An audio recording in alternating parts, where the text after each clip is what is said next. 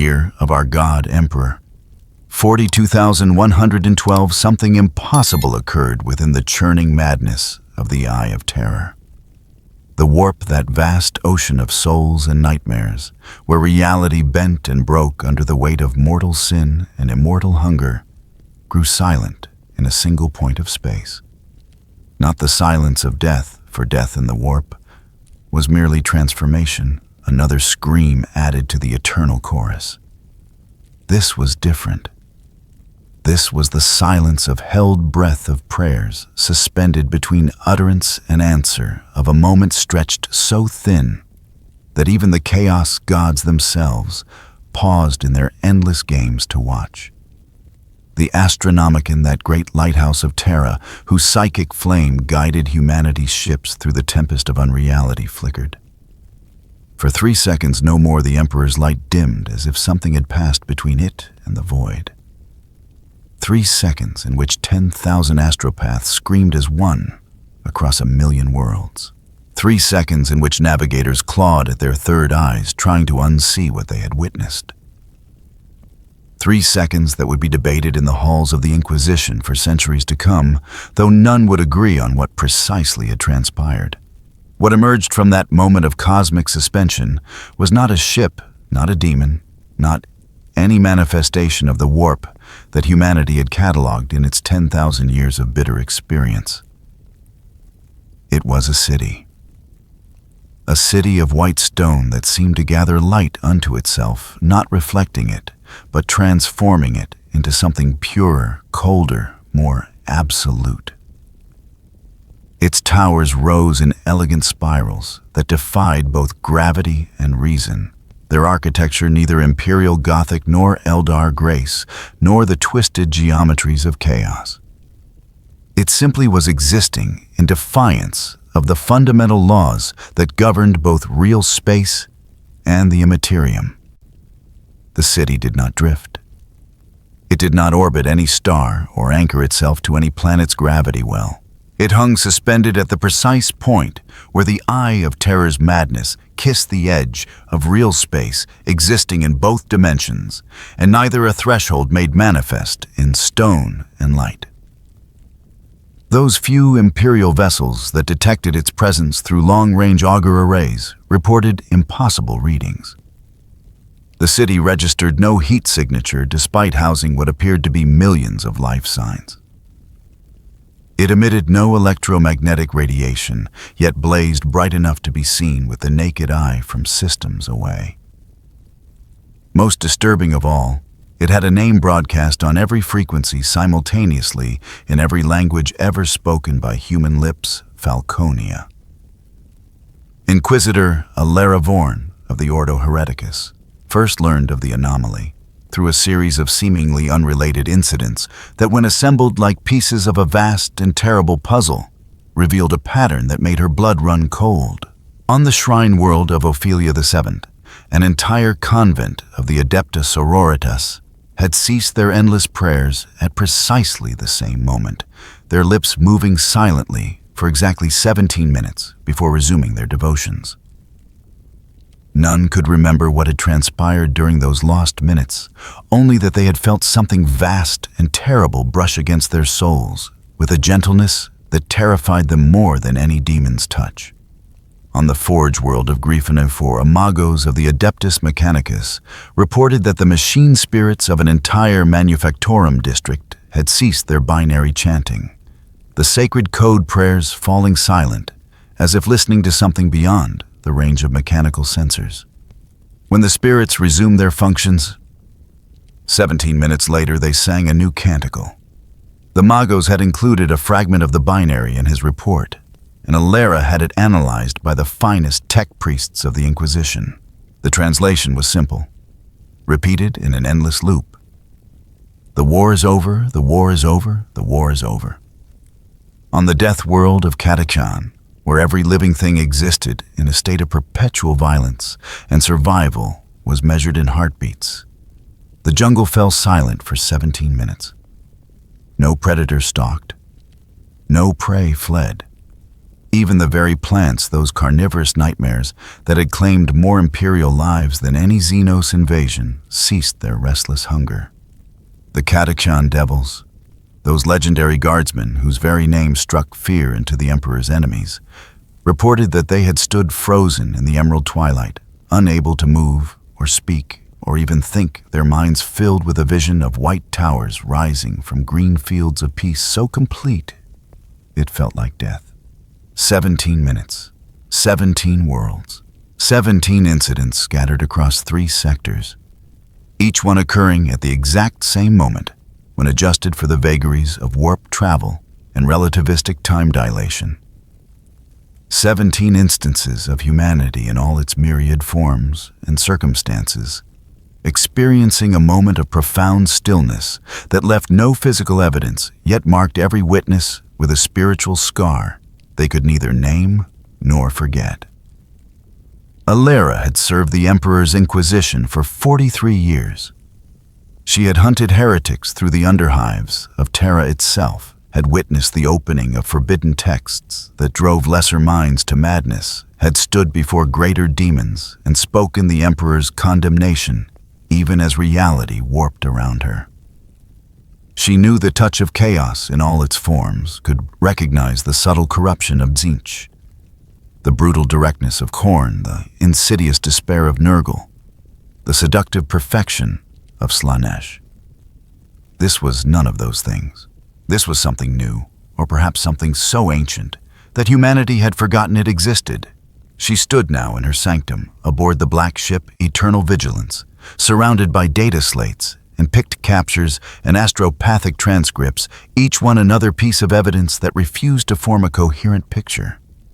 The chamber was austere, as befitted her station, decorated only with the aquila and a single purity seal, bearing a fragment of the Lectitio Divinitatus. The walls were bare ceramite, the floor worn stone that had felt the knees of countless penitents. In the center of the room, suspended in a stasis field that shimmered with barely contained power, hung a single feather.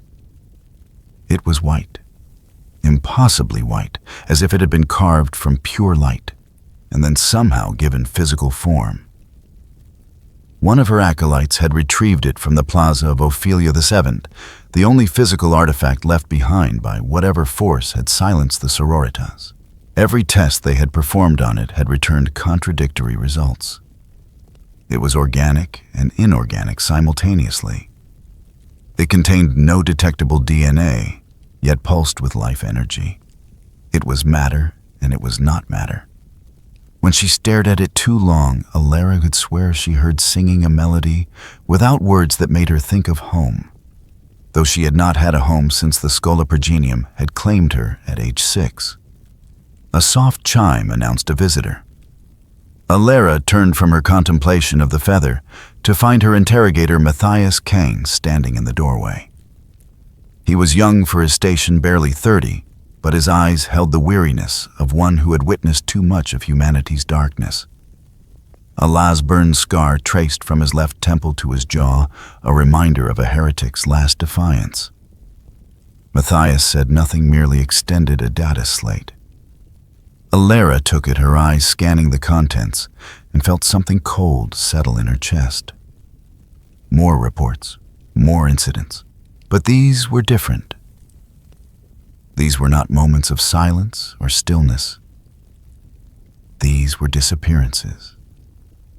An entire mining colony on the agri-world of Thessia, 17,000 souls vanished between one shift change and the next. A pilgrim fleet bound for Terra, 143 vessels, carrying 3 million faithful gone from Augur, scans as if they had never existed.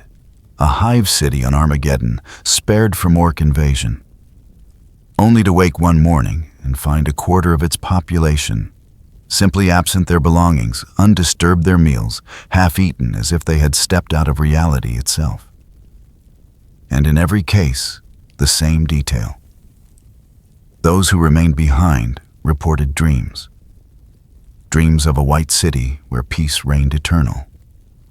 Dreams of a man on a white horse, beautiful as an angel and terrible as judgment. dreams of a voice that whispered in the darkness of their sleeping minds, "Come home. The war is over. Come home and rest." Alara looked up at Matthias, saw her own fear reflected in his eyes. This was not chaos. Chaos was comprehensible in its malevolence, predictable in its corruption. Chaos wanted to destroy, to pervert, to consume. This wanted something else, and that made it infinitely more dangerous. She spoke, her voice steady, despite the dread that coiled in her gut. "Assemble a team. We need savants, tech priests, astropaths. We need the best minds the Inquisition can provide, and we need them to tell me what we are facing." Matthias nodded, began to turn, then paused. "My Lord Inquisitor," he said, his voice carefully neutral. "The feather. When I look at it, I feel..."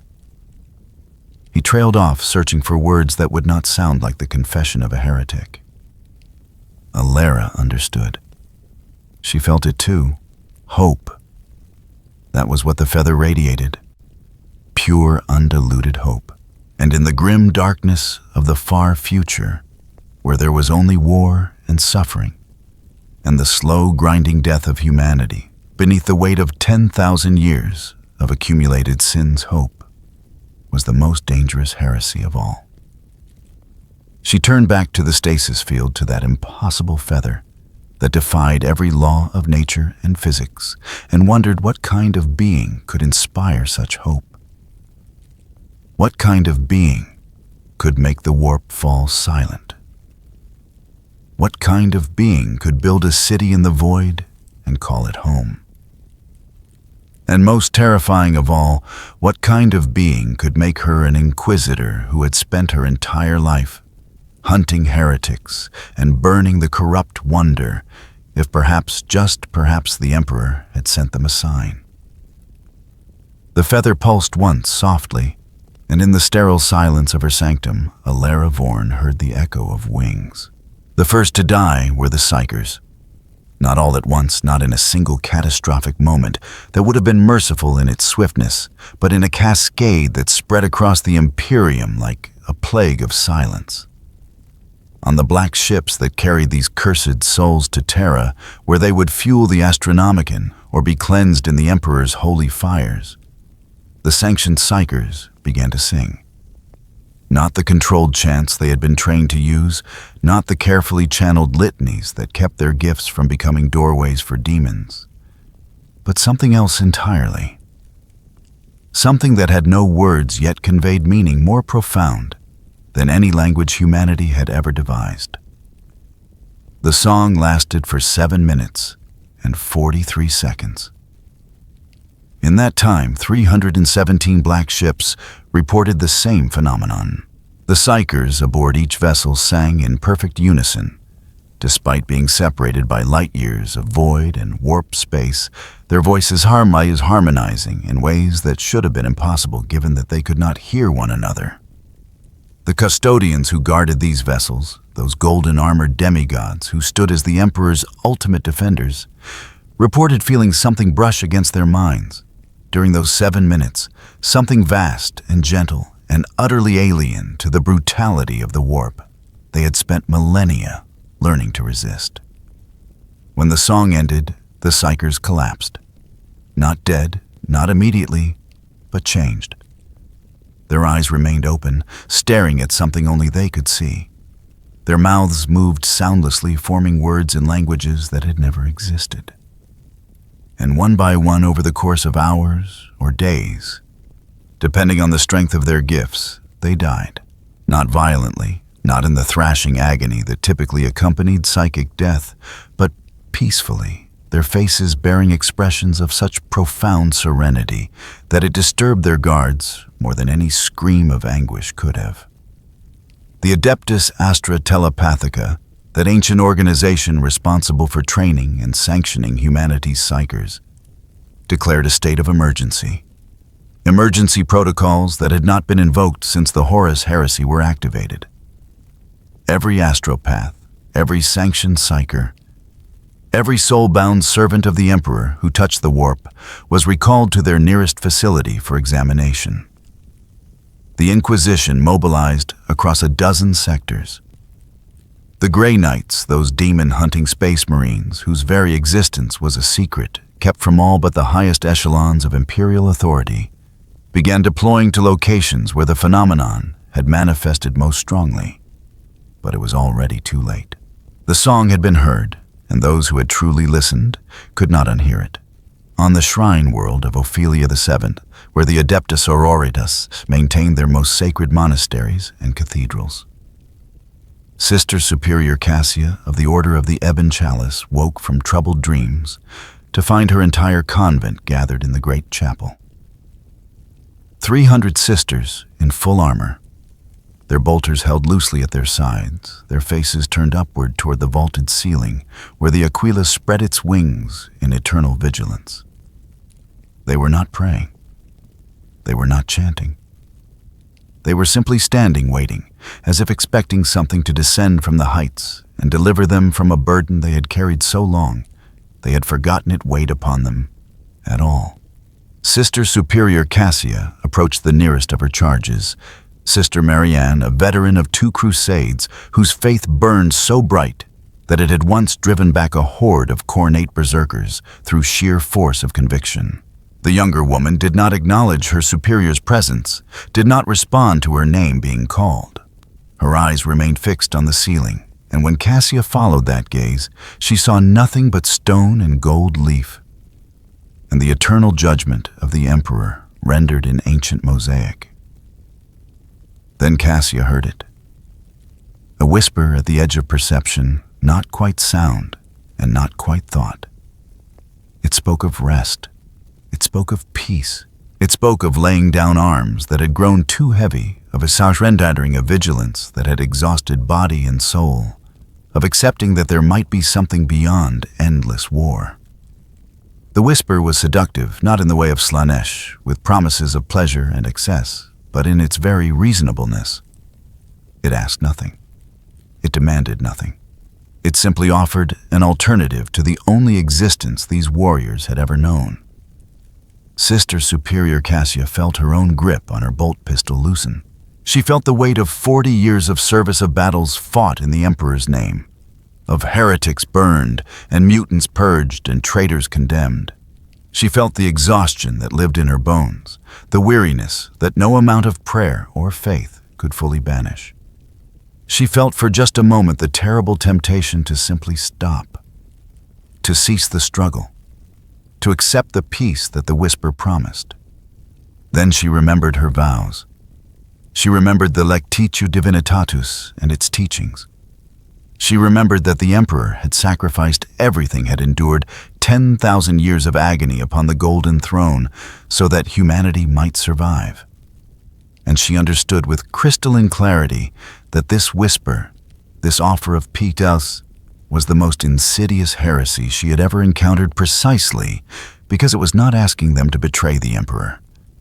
It was asking them to betray themselves. Cassia raised her bolt pistol and fired 3 rounds into the ceiling.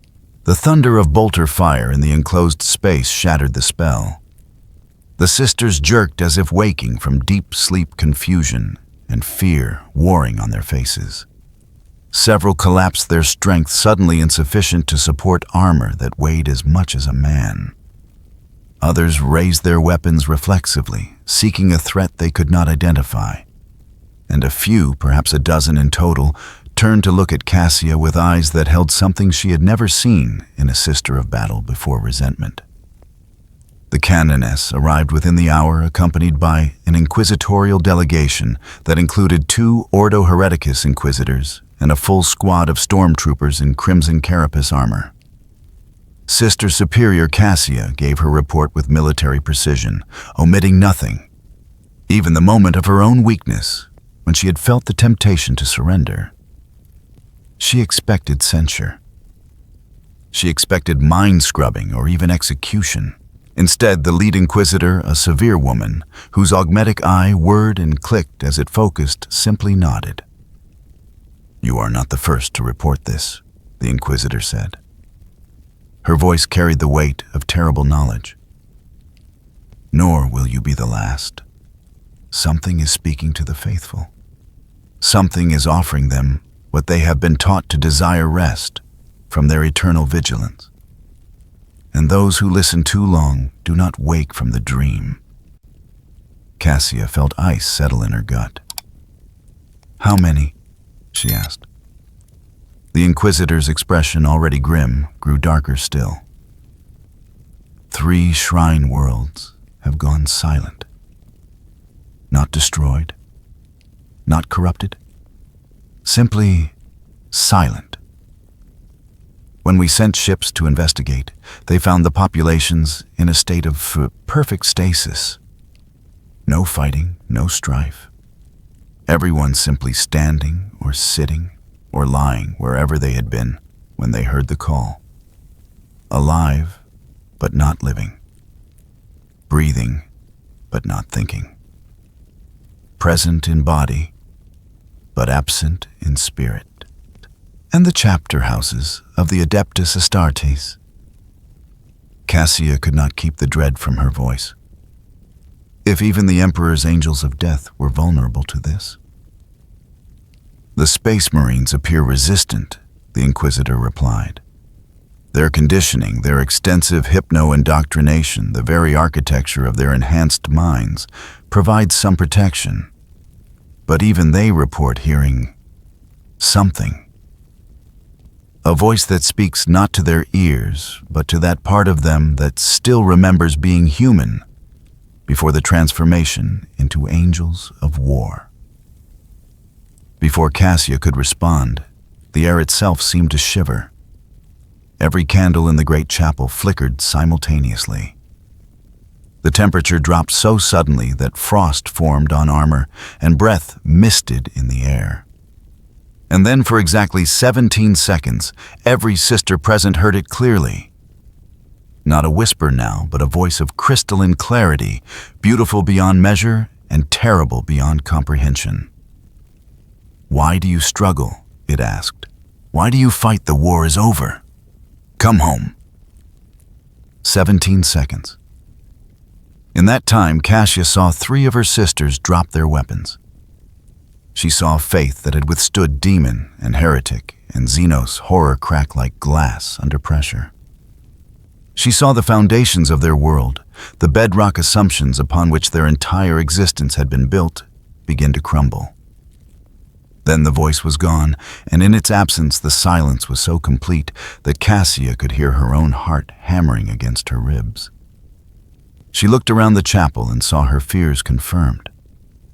Some of her sisters stood firm, their faith strengthened by the confrontation, tempered like steel in the forge. But others wore expressions of profound confusion, as if they had forgotten why they held weapons at all. And a few, the ones who concerned her most, smiled with a serenity that made her skin crawl. The Inquisitor was already barking orders into a voxcaster, calling for medica teams and interrogators and sanctioned psychers who could probe minds for taint. But Cassia barely heard her. She was staring at Sister Marianne, her old battle companion, and seeing a stranger looking back at her through familiar eyes. Cassia, Marianne said softly. I saw it. The city. The white city where the suffering ends. It's real.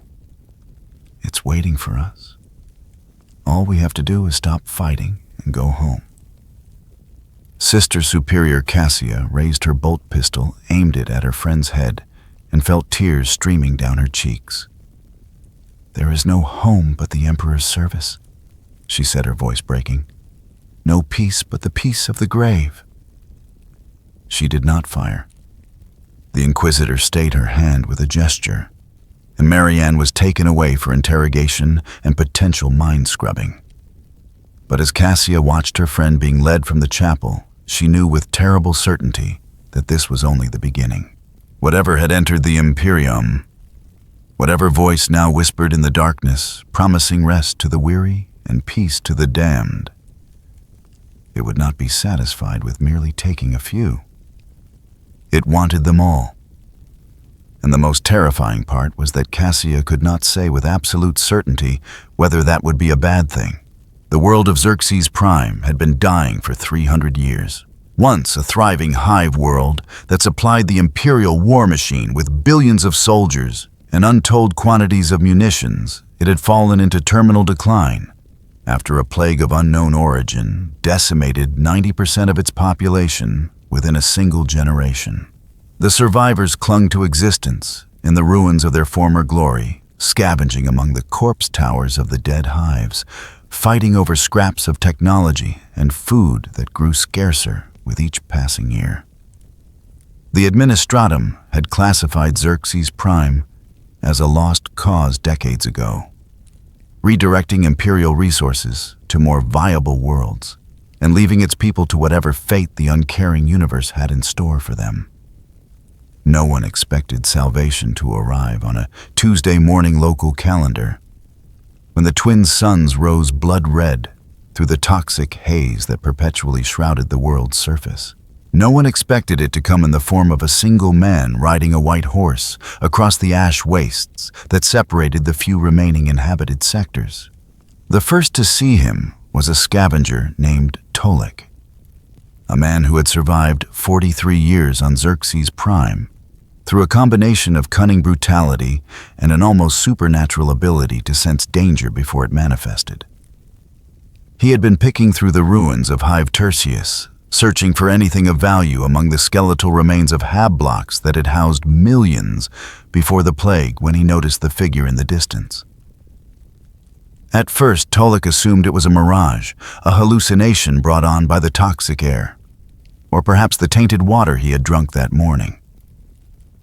Such visions were common on Xerxes Prime, where reality itself seemed to have grown sick along with its inhabitants.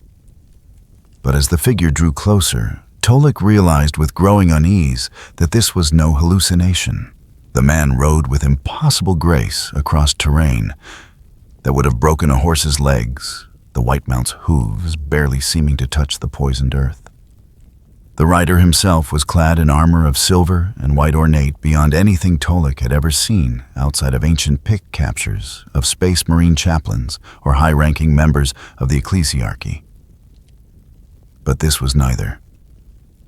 The armor bore no aquila, no purity seals, no markings of any imperial organization. Instead, it was decorated with motifs of feathers and wings, each piece crafted with such exquisite detail that, even from a distance, Tolik could see the individual barbs and veins, rendered in precious metal. The man's face was what made Tolik drop the rusted piece of scrap metal he had been examining and simply stare. Beautiful. That was the only word that came to mind, though it felt inadequate to the point of insult. Not beautiful, like a woman, not handsome like the heroic warriors depicted in imperial propaganda, but beautiful in the way that art could be beautiful, in the way that a perfectly crafted weapon could be beautiful, in the way that concepts and ideals could be beautiful when rendered in physical form. The man's features were sharp and aristocratic, his hair white and flowing, his eyes the color of winter sky. And when those eyes turned to meet Tolik's gaze, the scavenger felt something inside him that he thought had died long ago stir to life hope. The man brought his horse to a stop, perhaps 20 meters from where Tolik stood, frozen in a mixture of terror and wonder. When he spoke, his voice carried clearly across the distance. Despite the howling wind that perpetually scoured the ash wastes, a voice that was simultaneously gentle and commanding, warm and utterly cold. "Why do you remain here?" the man asked. It was not an accusation, but a genuine question asked with the curiosity of someone who truly wished to understand. This world is dead. Its people are dying. Yet you persist in suffering rather than accept the peace that awaits. Tolik found his voice, though it came out as little more than a croak. "Who are you? What do you want?" The man tilted his head slightly, a gesture that somehow conveyed both amusement and something deeper, sadder. "I am called many things. Falcon, Light, Savior, Destroyer. The names matter less than the purpose. I have come to end your suffering. Something in those words made Tolek's survival instincts scream warnings. He had heard such promises before from cult leaders and rogue preachers and chaos-corrupted madmen who had wandered into the ruins. Every one of them had offered salvation. Every one of them had brought only death. "We don't need saving," Tolek said, trying to inject defiance into his voice and failing. "We endure. We survive. That's what he meant. That's what humanity does." The man dismounted with fluid grace, his boots touching the ash-covered ground without disturbing it, as if his weight was somehow negotiable. "You endure," he agreed. "You survive. But to what end? Look around you, Tolek. Look at what you have become." The scavenger started at hearing his own name spoken by this stranger, but the shock was quickly overwhelmed by a greater realization. He was looking around, seeing with new clarity the true state of his existence. The ruins stretched in every direction, monuments to a civilization that had collapsed under its own weight. The air tasted of poison and death. The ground was littered with bones, both human and otherwise. And in the distance, barely visible through the toxic haze, he could see the other scavengers going about their daily routines of violence and desperation, fighting over scraps like rats in a cage. "This is not life," the man in white said softly. "This is merely the absence of death. You have forgotten what it means to live, because the Imperium has taught you that survival is the highest virtue, that endurance in the face of suffering is noble, that accepting your misery is the same as serving the Emperor. But I tell you this, Tolek of Xerxes Prime, the Emperor never wanted his children to suffer." "Heresy," Tolek whispered, but the word had no heat behind it. He had seen the ecclesiarchy's representatives when they occasionally visited Xerxes Prime, their well-fed faces and clean robes a stark contrast to the filth and starvations of the people they supposedly served. He had heard their sermons about duty and sacrifice and the necessity of suffering. And he had watched them board their ships and leave, taking with them whatever tithes they could extract from a world that had nothing left to give. The man in white extended his hand, and in his palm materialized something impossible. A fruit. Fresh, ripe, perfect in every detail. Its skin gleamed with moisture that could not exist on this poisoned world. The scent of it reached Tolek's nostrils, and his stomach clenched with a hunger he had learned to ignore decades ago. "Take it," the man said. "Eat. Remember what it is to be satisfied. And then choose." Tolek wanted to refuse. Every instinct of survival he had honed over 4 decades screamed at him not to trust this impossible stranger with his impossible gifts. But his body betrayed him, reaching out with a hand so skeletal it barely looked human, grasping the fruit with trembling fingers.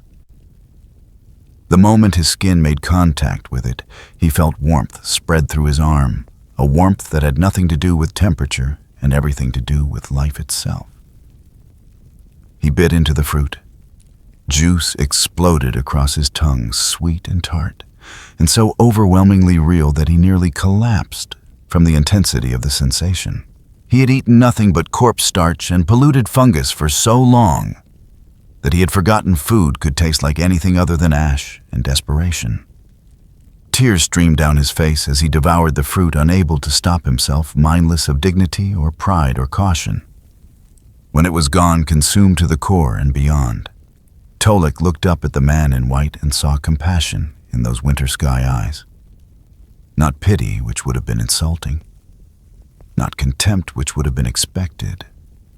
But genuine compassion, the kind that recognized suffering and wished to end it. "What do you want from me?"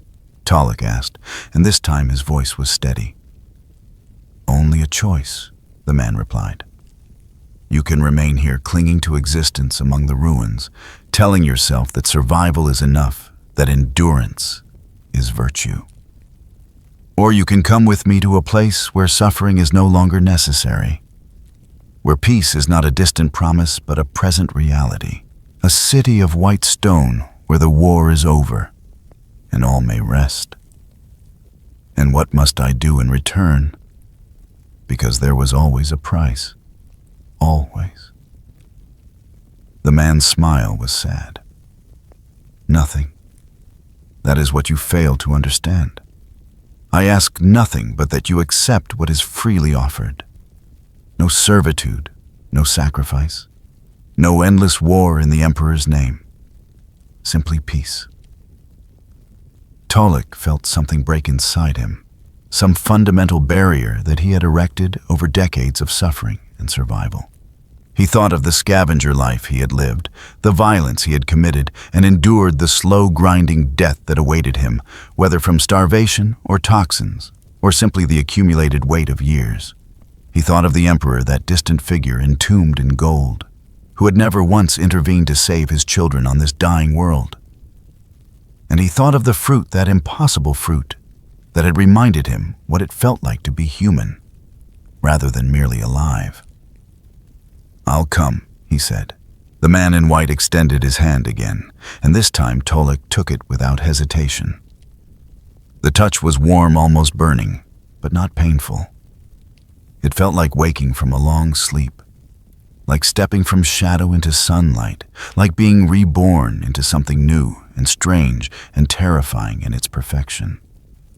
The ash wastes around them began to brighten. The toxic haze that had obscured the sky for generations thinned and parted, revealing stars that Tolek had only read about in old texts. And, in the distance, shimmering like a mirage, but infinitely more solid, he saw it. The White City. Falconia. Its towers rose toward the heavens with impossible grace, their architecture defying every law of physics and aesthetics that he knew. Light emanated from every surface, not the harsh light of Xerxes' prime suns, but something softer, purer, more absolute. Other scavengers had noticed now. They were emerging from their hiding places among the ruins, drawn by something they could not name, but could not resist. Tolek saw faces he recognized, people who had fought him over scraps of food and drops of clean water. People who would have killed him without hesitation if it meant survival. But there was no violence in their eyes now. Only wonder. Only hope. Only the desperate, terrified joy of prisoners who suddenly see their cell door standing open. The man in white stood at the center of it all, and as more people gathered, Tolek realized what he was witnessing. Not conquest, not corruption, but something that might be more dangerous than either. Salvation. Offered freely to those who had long since stopped believing it was possible. Offered by something that was not the Emperor, not any sanctioned authority of the Imperium, but something else entirely. "Who are you really?" Tolek asked one final time. The man turned to look at him, and for just a moment Tolek saw something behind those beautiful features. Something vast and ancient and utterly alien. Something that had looked at the galaxy and all its suffering and decided to end it, regardless of what the galaxy itself wanted. "I am Griffith," the man said simply, "and I am your only hope." The White City grew brighter, and one by one the people of Xerxes' prime began to walk toward it. Not running, not fleeing, simply walking with the slow, steady pace of pilgrims approaching a shrine, or prisoners approaching execution, or perhaps both at once. Tolek walked with them, his hand still clasped in Griffith's, and tried not to think about the fact that he could no longer remember why he had ever wanted to resist. Behind them, the ruins of Xerxes' prime stood empty and silent. The wind howled through abandoned hab blocks. Ash continued to fall from the toxic sky. And somewhere in the distance, an inquisitorial sensor array detected the anomalous energy signature and began transmitting an urgent warning to anyone who might be listening. But it was already too late. The Falcon had landed. The First World had fallen. And it had not fallen to conquest or corruption, or any of the 1,000 threats that the Imperium had spent 10,000 years learning to fight. It had fallen to something far more insidious. It had fallen to hope. Inquisitor Alara Vorn stood before the conclave of shadows, a gathering so secret that its very existence was denied, even by those who sat in attendance. The chamber lay deep beneath the fortress cathedral of St. Aspera's Lament, carved from bedrock that had never known sunlight, warded by runes and sigils, and technologies so ancient that even the Adeptus Mechanicus no longer understood their function. Here in this place where darkness was absolute, and the weight of stone above pressed down with the force of judgment itself, the Ordo Hereticus made its most terrible decisions. 17 inquisitors sat in judgment, their faces hidden behind ornate masks that represented the Emperor's many aspects. Alara recognized none of them, which was intentional. Anonymity protected both the judges and the judged, ensured that personal grudges or political alliances could not influence the sacred work of preserving humanity's soul. She stood in a circle of light that seemed to emanate from nowhere, illuminating her completely while leaving the conclave shrouded in shadows so deep they appeared solid. The voice that emerged from those shadows carried the weight of centuries filtered through vox casters that stripped away all identifying characteristics, leaving only authority and purpose. The conclave spoke as one 17 throats, producing a single harmonized utterance that resonated in Alara's bones. The charges were read. 3 worlds lost to the phenomenon, now designated as the White Silence. 17 shrine worlds reporting incidents of mass conversion. 324 black ships compromised. Estimated losses of Imperial personnel, 12 million and rising. Estimated civilian defections, 800 million and accelerating. Threat index, 0.7, provisionally termed the Falcon Heresy. Faith structure risk assessment, extinction is totalis. Protocol recommendation. Planetary exterminatus, where manifestation persists beyond 71 hours, followed by inquisitorial investigation into source of corruption. Alara listened without reaction, her face a mask of professional composure that hid the turmoil within. She had spent 3 weeks compiling the data that the conclave now recited back to her 3 weeks of sleepless nights, spent poring over reports and testimonies and sensor data that refused to conform to any known pattern of chaos corruption or Xenos infiltration. She had watched pictocaptures of faithful servants of the Emperor simply walking away from their posts, their duties, their very lives, drawn by something that surveillance equipment could barely register, and human observers could not adequately describe. The conclave's judgment came without deliberation. Alara would lead an investigative team directly into the heart of the phenomenon. She would infiltrate the White City that now hung at the edge of the Eye of Terror, like a pearl suspended in poison. She would gather intelligence on the entity provisionally designated as the architect of the Falcon Heresy, determine its nature and origins and ultimate purpose. Dreamvox transcripts recovered from affected subjects referenced a pale savior, though the designation remained unconfirmed. And if she found evidence of chaos taint or Xenos influence or any other threat to the Imperium's integrity, she would enact Protocol Omega, a one-way Vox transmission that would trigger exterminatus protocols on every world where the White Silence had manifested. The weight of that responsibility settled on Alara's shoulders like a physical burden. She would be given authority to destroy billions of Imperial citizens, to burn worlds that had served the Emperor faithfully for millennia. All based on her assessment of a threat that defied every category of heresy the Inquisition had developed over 10,000 years of hunting humanity's enemies.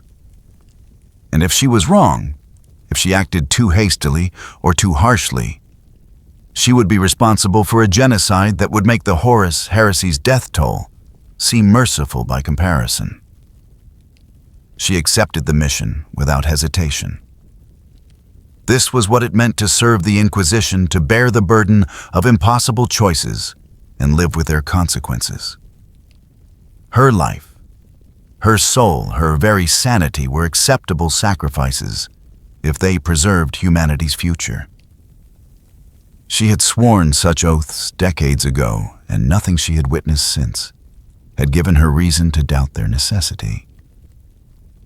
The conclave dismissed her with instructions to select her team and depart within 48 standard hours. Resources would be unlimited. Authority would be absolute. Failure would be permanent. Alara bowed to the shadowed figures and withdrew the heavy blast doors, sealing behind her with a finality that felt like a coffin closing. Her quarters aboard the Eternal Vigilance had been prepared for her absence. Data slates were organized by priority.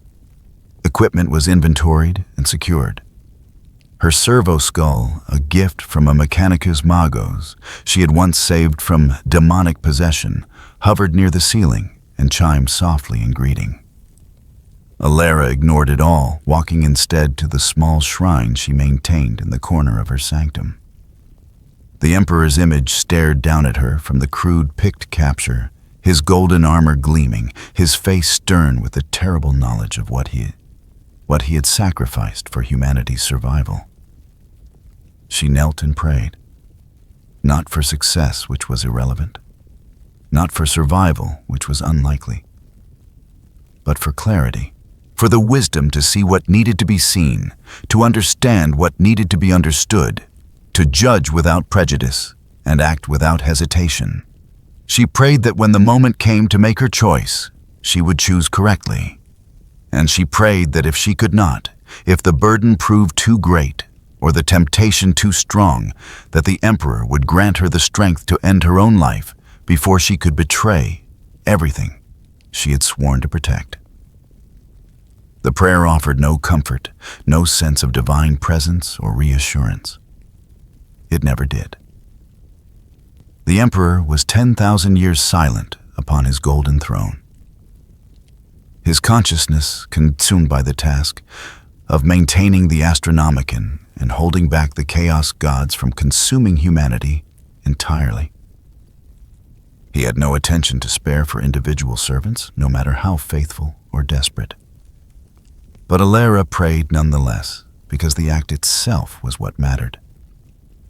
The discipline, the structure, the reminder that she served something greater than herself, something worth any sacrifice. When she rose, her knees aching from the cold stone floor, she found Interrogator Matthias Kane waiting at a respectful distance. He had changed since the investigation began. His face thinner, his eyes haunted by things he had witnessed during interrogations of those who had heard the white silence and been pulled back from its embrace. The mind probes had revealed nothing coherent, only fragmented images of white stone and open skies, and a face so beautiful it shattered rational thought. Several of the interrogated subjects had died during the process, their brains unable to reconcile the competing realities of imperial doctrine and whatever truth they had glimpsed in their moment of contact with Griffith's consciousness. Matthias carried a data slate containing preliminary selections for the mission team. Alara reviewed them while her interrogator stood at attention, his augmetic fingers twitching slightly with nervous energy. The names represented some of the finest operatives the Ordo Hereticus could deploy. A sister of battle from the Order of Our Martyred Lady, veteran of 3 separate demon incursions. A sanctioned psyker with the rare gift of resistance to psychic manipulation, her mind so heavily warded that she could walk through warp storms that would drive normal psychers to instant madness. A tech priest of the Adeptus Mechanicus, whose specialty was analyzing xenotech and forbidden technologies, his flesh more machine than human, but his faith in the omniscient absolute. And a death cult assassin from the Moritat, silent as death itself, and twice as lethal. Alara approved the selections with a gesture and added one more name to the list, Matthias himself. He would accompany her into whatever waited beyond the veil of reality that separated Falconia from the material universe. His youth and inexperience would be balanced by his sharp mind and unshakable loyalty. And if the worst happened, if she fell to corruption or temptation, she trusted him to put a bolt round through her skull before she could become a threat to the Imperium. The preparations consumed the following 2 days in a blur of briefings and equipment checks and final prayers. Alara met with each member of her team individually, assessing their mental state and spiritual readiness for what they would face. The sister of Battle Celestian Superior Octavia possessed faith so strong it bordered on fanaticism, which would be both asset and liability in equal measure. The Psyker designation, Sigma 7 Tertius, had been soul-bound to the Emperor at age 12 and bore the scars of that binding across her face and arms, the psychic chains that tethered her to Terra's light, visible to those with the sight to perceive them. The tech priest, Magos Explorator Vale, spoke only in binaric cant and machine code, his organic brain so integrated with cogitator systems that separating man from machine would have been impossible. His final catechism before departure echoed through the ship's corridors in pure machine language. The Omnissiah's light persists where flesh fails. Steel endures where faith falters not. And the assassin sanctioned through the Calixian death cult and bound by Officio Assassinorum protocols went only by the designation silence. She communicated through gestures and killing efficiency, her dedication to the Emperor expressed through every perfectly executed death she delivered in his name. They departed the fortress cathedral under cover of a false pilgrimage, their ship registered as carrying relics to a distant shrine world. In truth, the Blade of Testimony was one of the Inquisition's fastest vessels, its warp drives blessed by the most powerful tech priests, and its Geller fields reinforced beyond standard specifications. They would need every advantage. The route to Falconia required passing through regions of space where the warp bled into reality, where the laws of physics became suggestions, and time itself grew uncertain. Among the sealed data packets Alara received before departure was a priority alert from the Segmentum monitoring stations. Xerxes Prime Opus 7 confirmed population displacement via threshold manifestation. Estimated total loss 4.7 million souls. Planet status orphan world declared Perdita, the world where the entity had first manifested in physical form, where it had walked among humanity and offered them salvation through surrender. The world that had accepted without a single shot fired in resistance. Alara spent the journey in meditation and study, reviewing every scrap of information the Inquisition had gathered on the white silence phenomenon.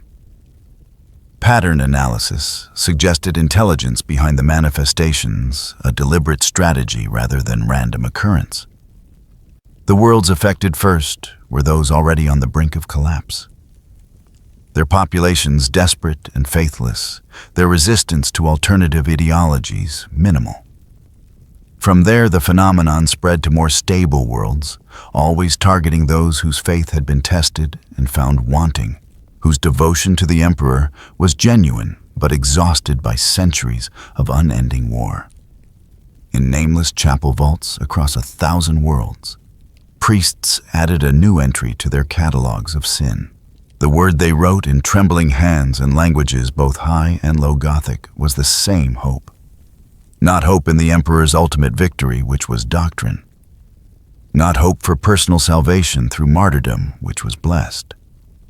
But hope for rest, hope for peace, hope for an end to struggle that did not require death first. This hope they recorded with ink mixed from ash and guilt was the most insidious heresy of all. For it asked nothing of its adherents, save that they lay down their burdens and accept what was offered freely.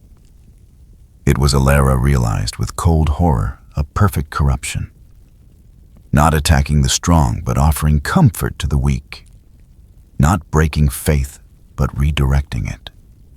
Not destroying the Imperium's foundations, but offering an alternative foundation that seemed on the surface almost reasonable, almost merciful, almost worth the price of abandoning everything humanity had built over 10 millennia of blood and sacrifice.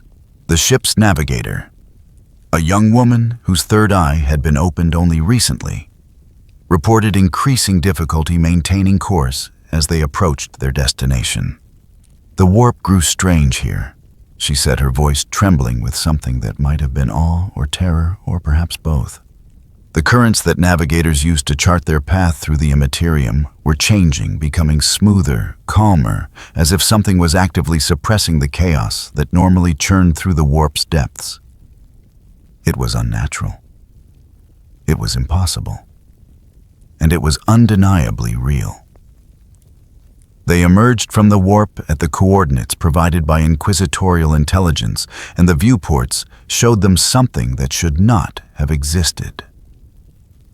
Falconia hung in the void, like a jewel, its white towers clearly visible, despite the distance, each one reaching toward the stars with impossible grace. The city was enormous, large enough to house billions, yet it gave no heat. Signature produced no electromagnetic emissions, showed no signs of the technological infrastructure that should have been necessary to support such a population. It simply was perfect and pristine and utterly wrong in its very perfection. The ship's auger systems recorded readings that defied analysis. Geller field integrity stable. Warp presence null. Real space confirmation negative. The blade of testimony existed in a state that had no designation in Imperial databases, neither anchored in the materium nor adrift in the immaterium, but suspended in some tertiary dimension that should not have been possible under any known laws of reality. Alara stood on the bridge and stared at humanity's potential doom and wondered if the Emperor had sent her here to save his Imperium or to witness its transformation into something he would no longer recognize. The white feather in its stasis field, secured in her personal quarters, pulsed once with soft light. And in that pulse, Alara heard an invitation that made her blood run cold, not because it was threatening, but because it was not. Alara gave the order to approach, and the blade of testimony moved forward into whatever awaited them in the white city that should not exist. Behind her, Matthias checked his bolt pistol for the 7th time, his hands steady but his eyes showing the fear that neither of them would speak aloud. They were sailing into the mouth of something vast and patient. And the most terrifying part was that they were doing so willingly, because the alternative was to remain ignorant of a threat that could destroy everything the Imperium had fought for since the Emperor first unified humanity under his golden banner. The city grew larger in the viewports. Its beauty remained constant, unwavering, absolute. And Alara, Vorn Inquisitor of the Ordo Hereticus, hunter of heretics, and burner of the corrupt, felt something she had not felt in 43 years of service. She felt afraid. Not of death, which would have been welcome. Not of damnation, which she had long since accepted as the likely price of her duties. But afraid that when she stood before whatever intelligence had constructed this impossible sanctuary, when she looked into the face of this architect of the Falcon heresy, she might not be strong enough to choose duty over the terrible allure of answers that made sense. The ship crossed the threshold into Falconia's sphere of influence, and every system aboard the Blade of Testimony registered the same impossible reading. They were no longer in the material universe. They were no longer in the warp. They were somewhere else entirely. A place that existed in the spaces between reality where the rules of both dimensions held no power, and something new, something unprecedented was being born from the death of the old order. Alara closed her eyes and prayed one final time. Not for strength or wisdom, or even survival, but for the courage to see clearly whatever the cost of that clarity might be. The Imperial armada that emerged from the warp above Falconia represented the concentrated military might of 3 entire sector fleets assembled in secret over the course of 6 weeks through requisition orders that bore the highest classification seals. 17 capital ships, including 2 Emperor-class battleships, the Absolute Conviction and the Eternal Judgment, their prows adorned with cathedral spires that rose kilometers into the void. 43 cruisers of various classes, their broadsides capable of reducing continents to molten glass. 109 escort vessels, ranging from swift frigates to heavily armored destroyers. And aboard these ships, nearly 2 million souls, Navy crew, Imperial Guard regiments held in reserve entire companies of Space Marines from the Genesis chapter. Their Primarch's strategic doctrine deemed most suited for an enemy that defied conventional understanding.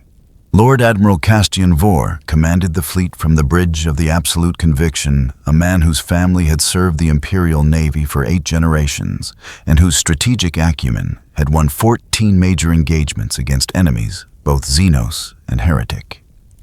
He stood before the main viewport, now his aged hands clasped behind his back, his agmetic left eye whirring softly as it calculated firing solutions and fleet dispositions, with the assistance of cogitator implants that had been blessed by Mechanicus priests and consecrated in oil mixed with the blood of martyrs. The white city hung before them, serene and impossible, its towers catching the light of distant stars and reflecting it back in ways that hurt to observe directly. Vor had read every report, had studied every pit capture and sensor reading, had listened to the testimony of survivors who had been pulled back from the edge of whatever abyss Falconia represented. None of it had prepared him for the reality of seeing it with his own eyes. The city was beautiful. That was the word that kept echoing in his mind, unwanted and unwelcome. Not impressive in the way that Imperial architecture was impressive with its Gothic grandeur and martial severity. Not awe-inspiring in the way that chaos corruption was awe-inspiring with its twisted geometries and reality-bending horror. Just beautiful in a way that made him understand why people abandoned everything to walk toward it. He pushed the thought away with the discipline of decades of command and began issuing orders. The fleet moved into attack formation designated Hammer of Righteousness, a configuration that had been developed specifically for this engagement by the finest strategic minds of Battlefleet Command. Capital ships formed the core, their void shields overlapping, to create a defensive sphere that could withstand even lance strikes from enemy capital ships. Cruisers deployed in 3-dimensional formations around them, creating interlocking fields of fire that left no angle of approach uncovered. Escort vessels scattered into screening positions, their auger arrays scanning for threats, both physical and esoteric. The first bombardment wave launched at precisely the calculated moment when Falconia's position relative to the fleet created optimal firing solutions. Macro cannons spoke with voices of thunder that could be heard even through the void, their shells the size of hab blocks hurled at velocities that tore void steel and shook the adamantine ribs of reality itself. Lance batteries followed coherent beams of energy that could boil oceans or cut through armor designed to withstand the fury of stars gone nova. Torpedo spreads joined the assault, each warhead carrying payloads that ranged from conventional explosives to plasma charges to rarer and more terrible weapons, whose very existence was classified at levels that required inquisitorial clearance to acknowledge. Cyclonic and virus pattern warheads remained under inquisitorial lock, their arming rights unsung, held in reserve pending release codes that only the Conclave of Shadows could authorize. The barrage that descended upon Falconia represented enough destructive force to sterilize a dozen worlds, to reduce entire hive cities to their component atoms, to crack the crust of a planet and expose the mantle beneath to the cold of space. It fell upon the White City like the judgment of an angry god, and for 17 seconds the viewports showed nothing but light and fury, and the dissolution of matter under forces that mocked the very concept of durability. Then the light cleared, and Falconia remained unmarked and undamaged, its towers still reaching toward the stars with the same impossible grace they had possessed before the bombardment began. Not protected by void shields which would have registered on augur arrays, not defended by defensive batteries which would have produced counterfire, simply untouched, as if the assault had never occurred, as if millions of tons of ordnance had passed through empty space rather than solid matter. Lord Admiral Vore felt something cold settle in his chest. In 47 years of naval service, he had never witnessed a defensive system that could withstand such firepower without showing any sign of stress or degradation. Even the most advanced void shield generators would have flickered or strained under such an assault. Even the most powerful Geller fields would have shown distortions. But Falconia showed nothing. It existed in perfect serenity, untouched by humanity's fury, indifferent to its hate. He ordered a second bombardment wave. This one concentrated on a single tower at the city's northern edge. If whatever protected Falconia had limits, if there was a threshold beyond which even this impossible defense could not hold, then focused fire might reveal it. Every weapon that could be brought to bear on that single point unleashed simultaneously a torrent of destruction, so concentrated that the space around the target tower seemed to catch fire from the sheer density of energy passing through it. The tower stood, and in standing, it mocked every principle of warfare that Vore had learned, every tactical doctrine that had been developed over 10,000 years of humanity's endless conflicts. It stood as testimony to a truth that Imperial doctrine had always denied, that there existed forces in the galaxy that could not be conquered through superior firepower, that could not be overcome through sacrifice and determination and faith in the Emperor's protection. On the bridge of the absolute conviction, servitors began reporting anomalous readings from across the fleet. Augur arrays were detecting energy signatures that matched no known classification. Vox channels were filling with static that resolved into something that might have been music, or might have been weeping, or might have been both simultaneously. And crew members were reporting a sensation that could not be quantified by any instrument. A feeling of being watched, not with hostility, but with something far more disturbing. With pity. Lord Admiral Vore was preparing to order a third bombardment wave, this time incorporating more exotic weapons from the fleet's restricted arsenals, when the White City responded. Not with weapons fire, not with counterattack, not with any of the responses that military doctrine had prepared the fleet to face.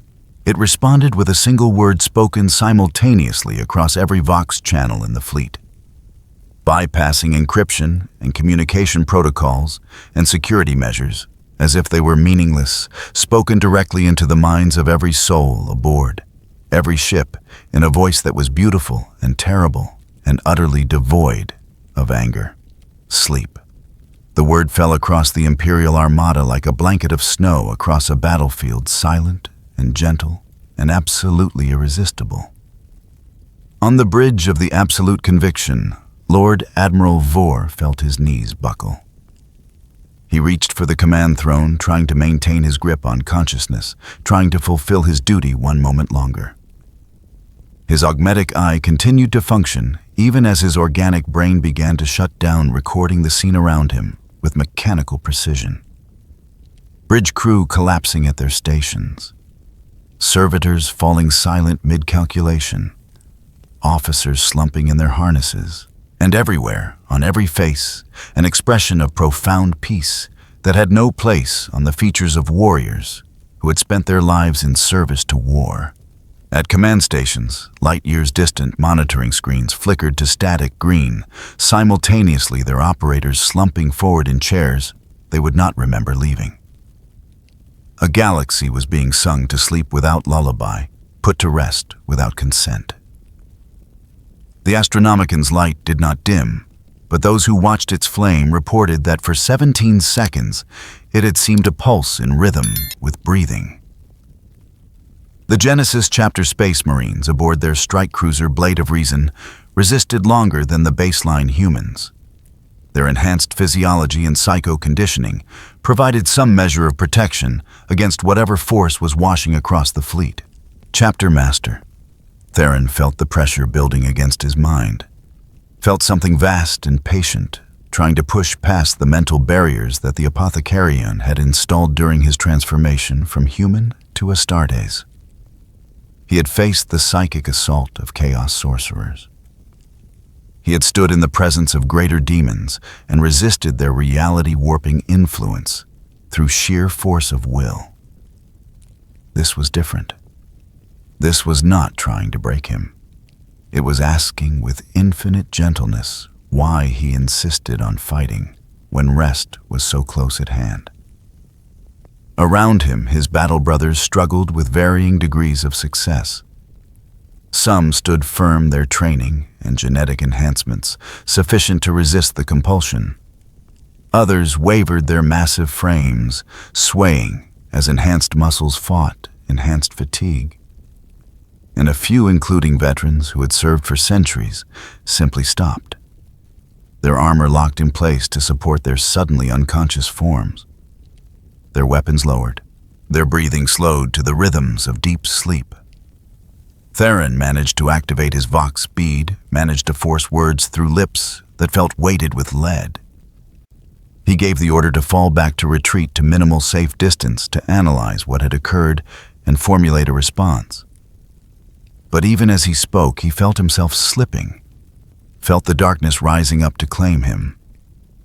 His last conscious thought was a prayer to the Emperor, not for victory or vengeance, but for understanding, for clarity about what they were facing, for wisdom to know whether they fought for humanity's survival or for its damnation. Across the entire Imperial Armada, 169 vessels fell silent. Not destroyed, not disabled, simply asleep.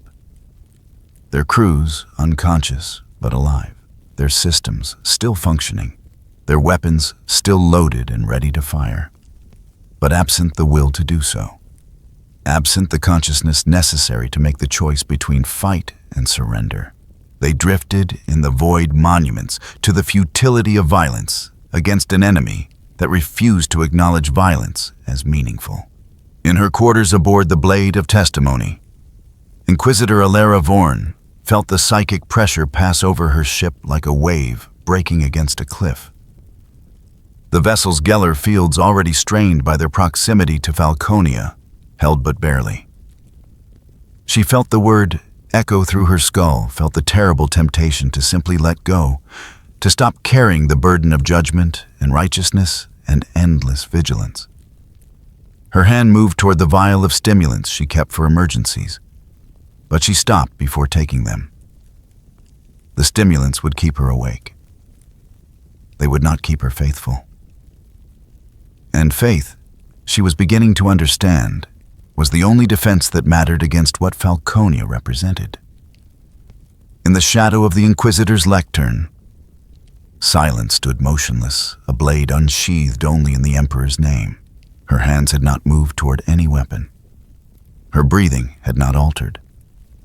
But Alara knew that if the word had claimed her, if she had fallen into that enforced slumber, those hands would have moved with lethal precision before consciousness fully fled. The assassin's loyalty was not to Alara, but to the office she held to the Imperium's integrity. A sleeping inquisitor was a compromised inquisitor, and compromise demanded immediate correction. The White City hung in the void, unchanged by the assault that had been leveled against it. No damage marred its perfect surfaces. No scars marked its towers. It existed in a state of grace that made mockery of humanity's capacity for destruction.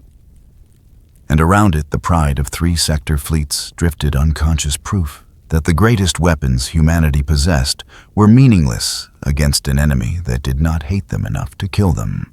Alara watched through the observation port as recovery craft began launching from those few ships whose crews had maintained consciousness. They would retrieve the sleeping, bring them back to whatever passed for normal in the aftermath of this disaster. Medical teams would examine them, looking for signs of corruption or taint, or any physical explanation for what had occurred. Inquisitorial interrogators would probe their minds, searching for evidence of chaos influence or Xenos manipulation. And they would find nothing. Nothing except 1,700 ships full of loyal Imperial servants who had simply been asked to rest and who had found that request impossible to refuse.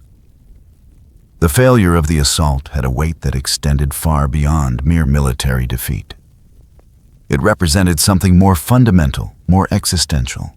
The Imperium had spent 10,000 years perfecting the art of war, had built its entire civilization around the principle that sufficient force properly applied could overcome any obstacle.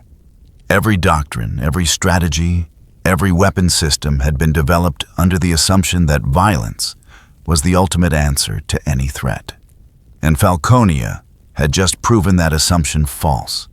In the hours that followed, as the unconscious crews began to wake aboard their vessels, reports filtered back to the blade of testimony. The sleepers remembered nothing. No dreams, no visions. Just darkness and then waking, as if no time had passed at all. Medical scans showed no physical changes. Psychic probes revealed no corruption. They had simply slept deeply and peacefully for approximately 7 hours standard. And when they woke, many reported feeling more rested than they had in years. Decades, even centuries of service. Their exhaustion had lifted. Their despair had eased, and that more than anything else terrified Alara. Because an enemy that killed you was comprehensible. An enemy that corrupted you was identifiable. But an enemy that healed you, that gave you rest, when you had forgotten rest, was possible, that removed your suffering without asking anything in return. That was an enemy against which the Imperium had no doctrine, no strategy, no response that did not require confronting questions that Imperial faith had spent 10 millennia trying to bury. Alara sat in her sanctum and composed her report to the conclave of shadows, choosing each word with the care of a woman diffusing a bomb. She detailed the assault's failure. She documented the unprecedented nature of the defense. She noted the absence of conventional weapons or countermeasures. And she concluded with a recommendation that would likely end her career, possibly her life, but which duty and honesty demanded she make. Further military action against Falconia would be futile until the Imperium understood the true nature of what they faced. This was not a problem that could be solved through superior firepower. This was not an enemy that could be defeated through conventional warfare. This was something else entirely. Something that required investigation and analysis before response. Something that required Emperor, forgive her understanding before judgment. The White City remained where it had always been, patient and serene, waiting for humanity to stop trying to destroy it and start trying to comprehend what it offered. And across 3 sectors and barracks and chapels and command centers, soldiers who had experienced that brief moment of enforced rest found themselves wondering in the quiet hours when duty did not demand their attention, what it might be like to simply stop fighting, to lay down arms that had grown too heavy, to accept peace, even if that peace came from a source that doctrine said they should hate. The war, as the entity had promised, was over. Not because one side had won and another had lost, but because one side had refused to fight, and in refusing had demonstrated the futility of fighting at all. And that refusal, that simple negation of 10,000 years of imperial doctrine, might prove more devastating than any weapon humanity had ever faced. The Plaza of Falconia stretched before them in dimensions that should not have been possible within the city's visible boundaries. A space vast enough to hold millions, yet intimate enough that every voice could be heard without amplification, every face could be seen without magnification. The ground beneath was white stone polished to such perfection that it reflected the sky above, creating the illusion of standing suspended between two infinities. Around the plaza's perimeter rose the towers that had become visible from void space, their architecture flowing upward in curves and spirals that seemed less built than grown, as if the city itself was a living thing that had chosen this shape from infinite possibilities. Inquisitor Alara Vorn stood among the assembled crowd, her team arrayed around her in a loose formation that could shift to combat deployment within heartbeats if necessary. Sister Superior Octavia's hand rested on her bolter, the weapon held with the easy familiarity of one who had carried it through 3 decades of warfare. Psyker Sigma 7 Tertius had her eyes closed, her scarred face tilted upward as if listening to frequencies beyond normal human perception. The psychic chains that bound her to the Emperor's light flickering visibly in the strange luminescence that permeated Falconia. Magos Explorator Vale stood motionless, his augmetic sensors sweeping the plaza in continuous arcs, recording data that would be analyzed for years if any of them survived to deliver it. Interrogator Matthias Kane kept his hand near his bolt pistol, his youth showing in the tension of his jaw, but his eyes sharp with the observational skills that had made him valuable to the Inquisition. And Silence, as always, stood where she could kill anyone who needed killing, including Alara herself. The crowd around them numbered in the hundreds of thousands, perhaps millions, the exact count impossible to determine in the strange spatial geometry of the plaza. They had come from across the Imperium, from forge worlds and hive cities and agri-worlds and shrine worlds and naval stations and everywhere else, that humanity clung to existence in a galaxy that wanted them dead. Alara recognized uniforms and insignia from a dozen different guard regiments. She saw the robes of administratum scribes and ministorum priests. She saw the work-worn clothing of factory laborers and the practical garments of void-born crew. She saw children who should have been in Schola Progenium, learning to serve the Emperor through discipline and duty. She saw elderly who should have been spending their final years in prayer and penance. And on every face, regardless of origin or station or age, she saw the same expression, hope mixed with fear, joy shadowed by uncertainty. The look of people who had been offered something they desperately wanted, but did not trust themselves to accept. No one had forced them here. That was what made it so terrible.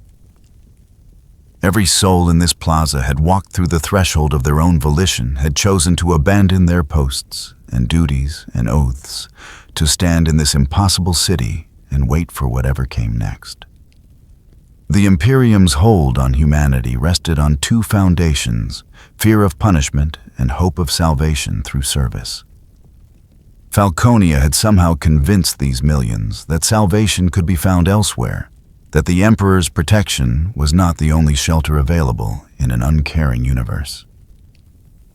A chime sounded a single pure note that seemed to originate from everywhere and nowhere simultaneously. The crowd fell silent instantly, not from fear, but from anticipation. The air itself seemed to grow still, as if the city was holding its breath. And then, at the center of the plaza, where no structure had stood moments before, a dais rose from the flawless stone, lifting smoothly and silently until it stood exactly 17 steps above the ground. He appeared on the dais, without fanfare, without proclamation, simply present as if he had always been there, and they were only now noticing him. The man in white. The architect of the Falcon heresy. The entity that had neutralized 3 sector fleets with a single word and turned entire worlds away from the Emperor's light through nothing more than offering them rest. Alera's breath caught despite her training, despite her decades of experience confronting horrors both mundane and otherworldly. She had prepared herself to face a demon prince, a Xenos infiltrator, a chaos sorcerer. Anything that fit within the categories of threat that the Inquisition had documented over 10 millennia of hunting humanity's enemies. Instead, she found herself looking at something that defied categorization, that existed outside the frameworks she had been trained to apply. Beautiful. That was the word her mind supplied first, and she hated herself for thinking it. Not beautiful in any conventional sense, not attractive in the way that humans were attractive. Beautiful in the way that mathematical proofs were beautiful, in the way that perfectly crafted weapons were beautiful, in the way that concepts made manifest could be beautiful. His face held proportions that seemed simultaneously human and beyond human features that were familiar yet refined to a degree that made them appear almost abstract. His armor was silver and white, adorned with motifs of feathers and wings, rendered in such exquisite detail that each individual plume seemed capable of catching light and transforming it into something purer. His hair flowed white as fresh snow, framing a face that could have been carved from marble, if marble could somehow contain life and consciousness and terrible purpose. But it was his eyes that held Alera's attention, that made her understand on a visceral level why so many had abandoned everything to follow him. Winter sky blue. They looked out over the assembled millions with an expression that combined compassion and sorrow. And something else, she could not name, something that suggested he understood every choice they had made and forgave them for their weaknesses while simultaneously seeing those weaknesses with perfect clarity.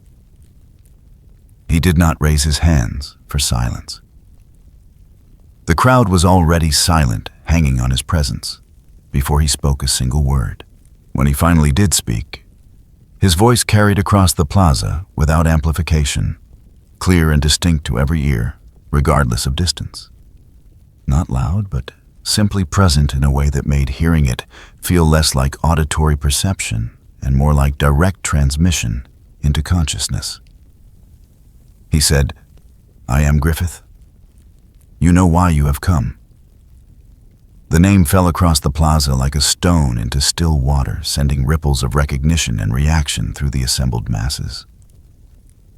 Alera felt Matthias stiffen beside her, his hand tightening on his bolt pistol.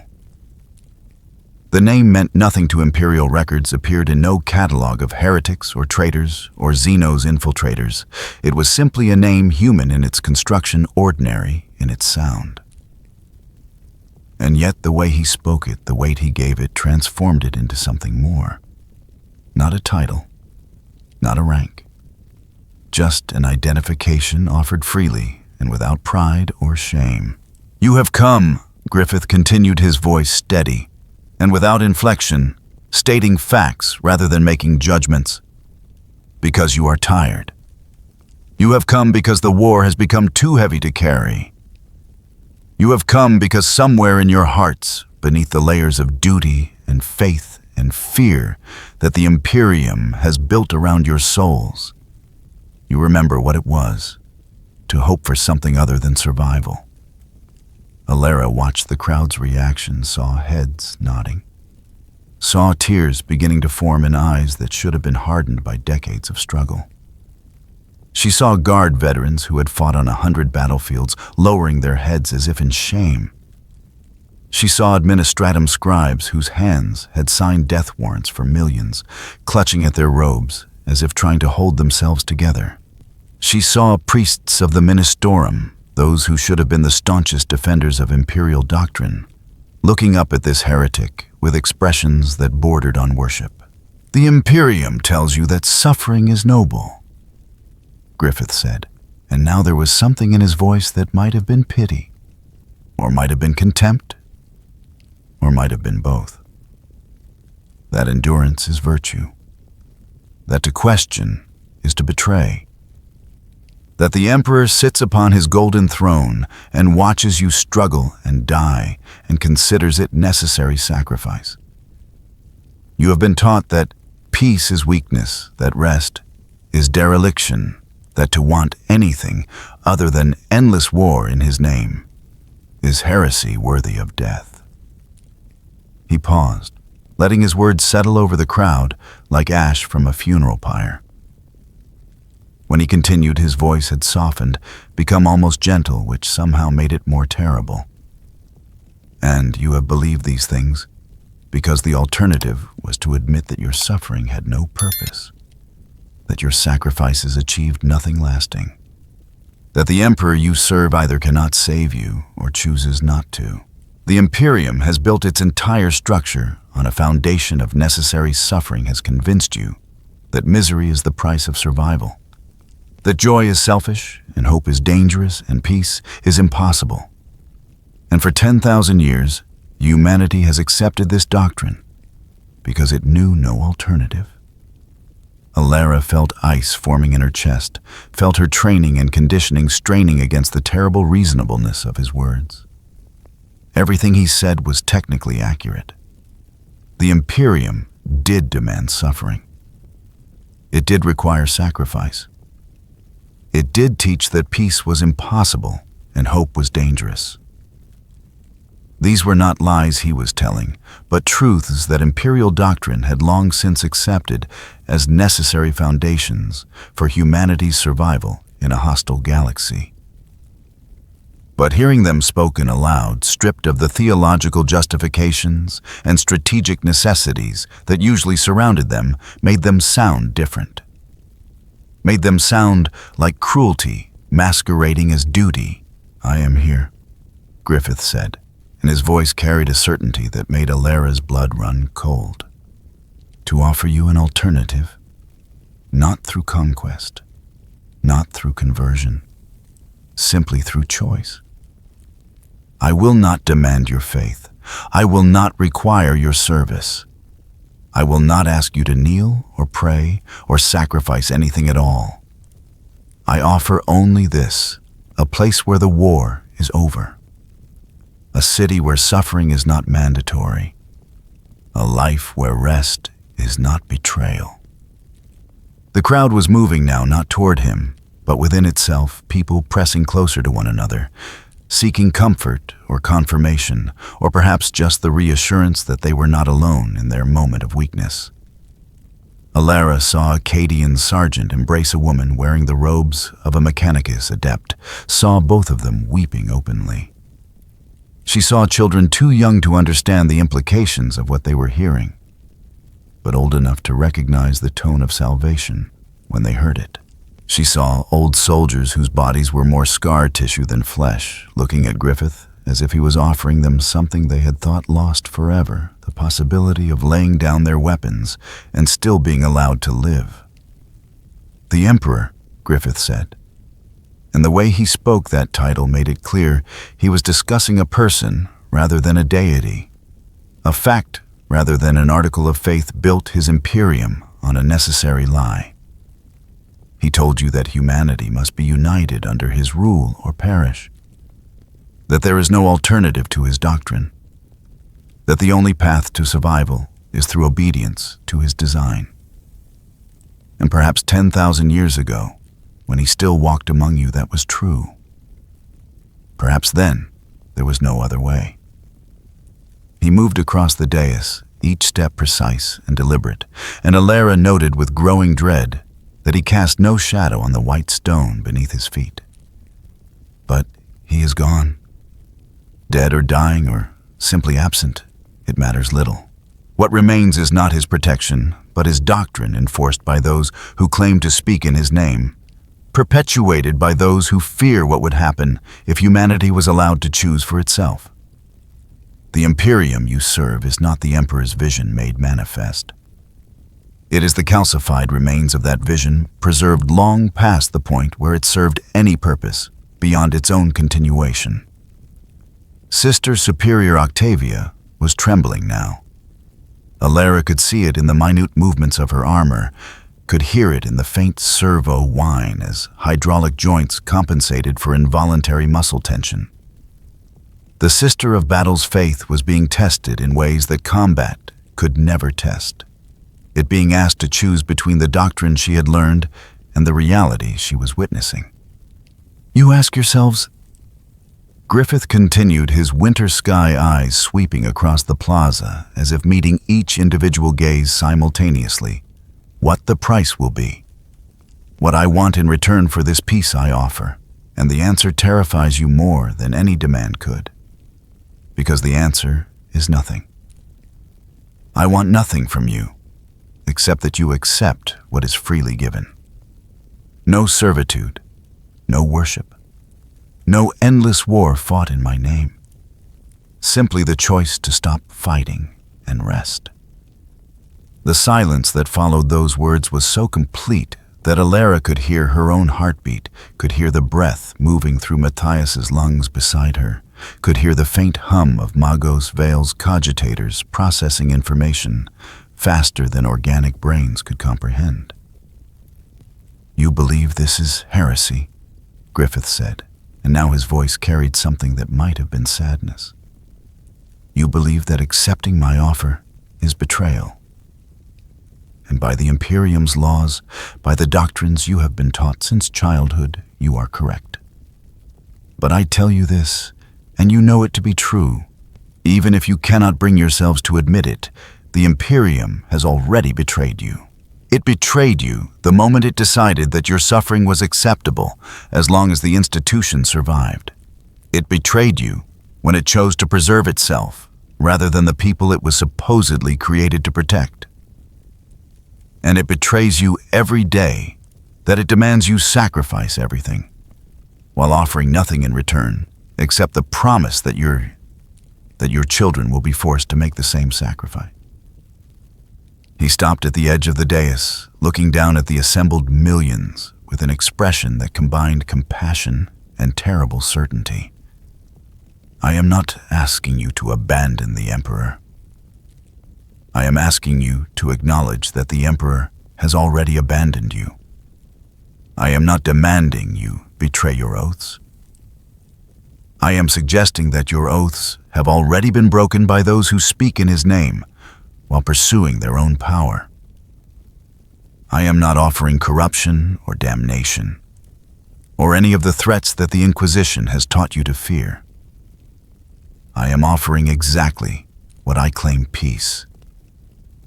Rest, the end of suffering that serves no purpose beyond perpetuating itself. Alara felt her hand move toward her bolt pistol, felt the training of decades asserting itself even as her mind struggled to formulate an argument against words that were technically accurate but fundamentally wrong in ways she could not articulate. This was heresy. This was corruption. This was everything the Inquisition existed to prevent. And yet she could not bring herself to draw her weapon, could not bring herself to give the order that would turn this plaza into a killing ground, because somewhere deep in a part of her soul she thought had been thoroughly excised during her years at the Schola Progenium, a voice was whispering that he was right. You will not choose today, Griffith said, and his voice had softened again, become almost gentle. You will return to your ships and your stations and your duties, and you will tell yourselves that this was a moment of weakness, that you were tempted but remained loyal, that you passed a test of faith. And that is acceptable. I am patient. I have time. Because eventually, whether tomorrow or 10 years from now or a century hence, you will remember this moment. You will remember that there was an alternative. And when the weight becomes too heavy, when the suffering becomes too meaningless, when you find yourself wondering why you continue to fight a war that can never be won, you will remember that I offered you rest. He stepped back from the edge of the dais, his expression unchanging, his presence somehow diminishing without actually becoming less real, as if he was allowing them to look away, releasing them from the intensity of his attention.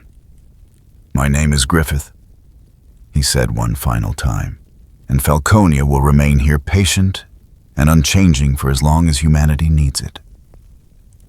The choice has always been yours. I have simply made you aware that a choice exists. The dais descended into the white stone, taking him with it, and he vanished as he had appeared without ceremony or spectacle, simply absent where moments before he had been undeniably present.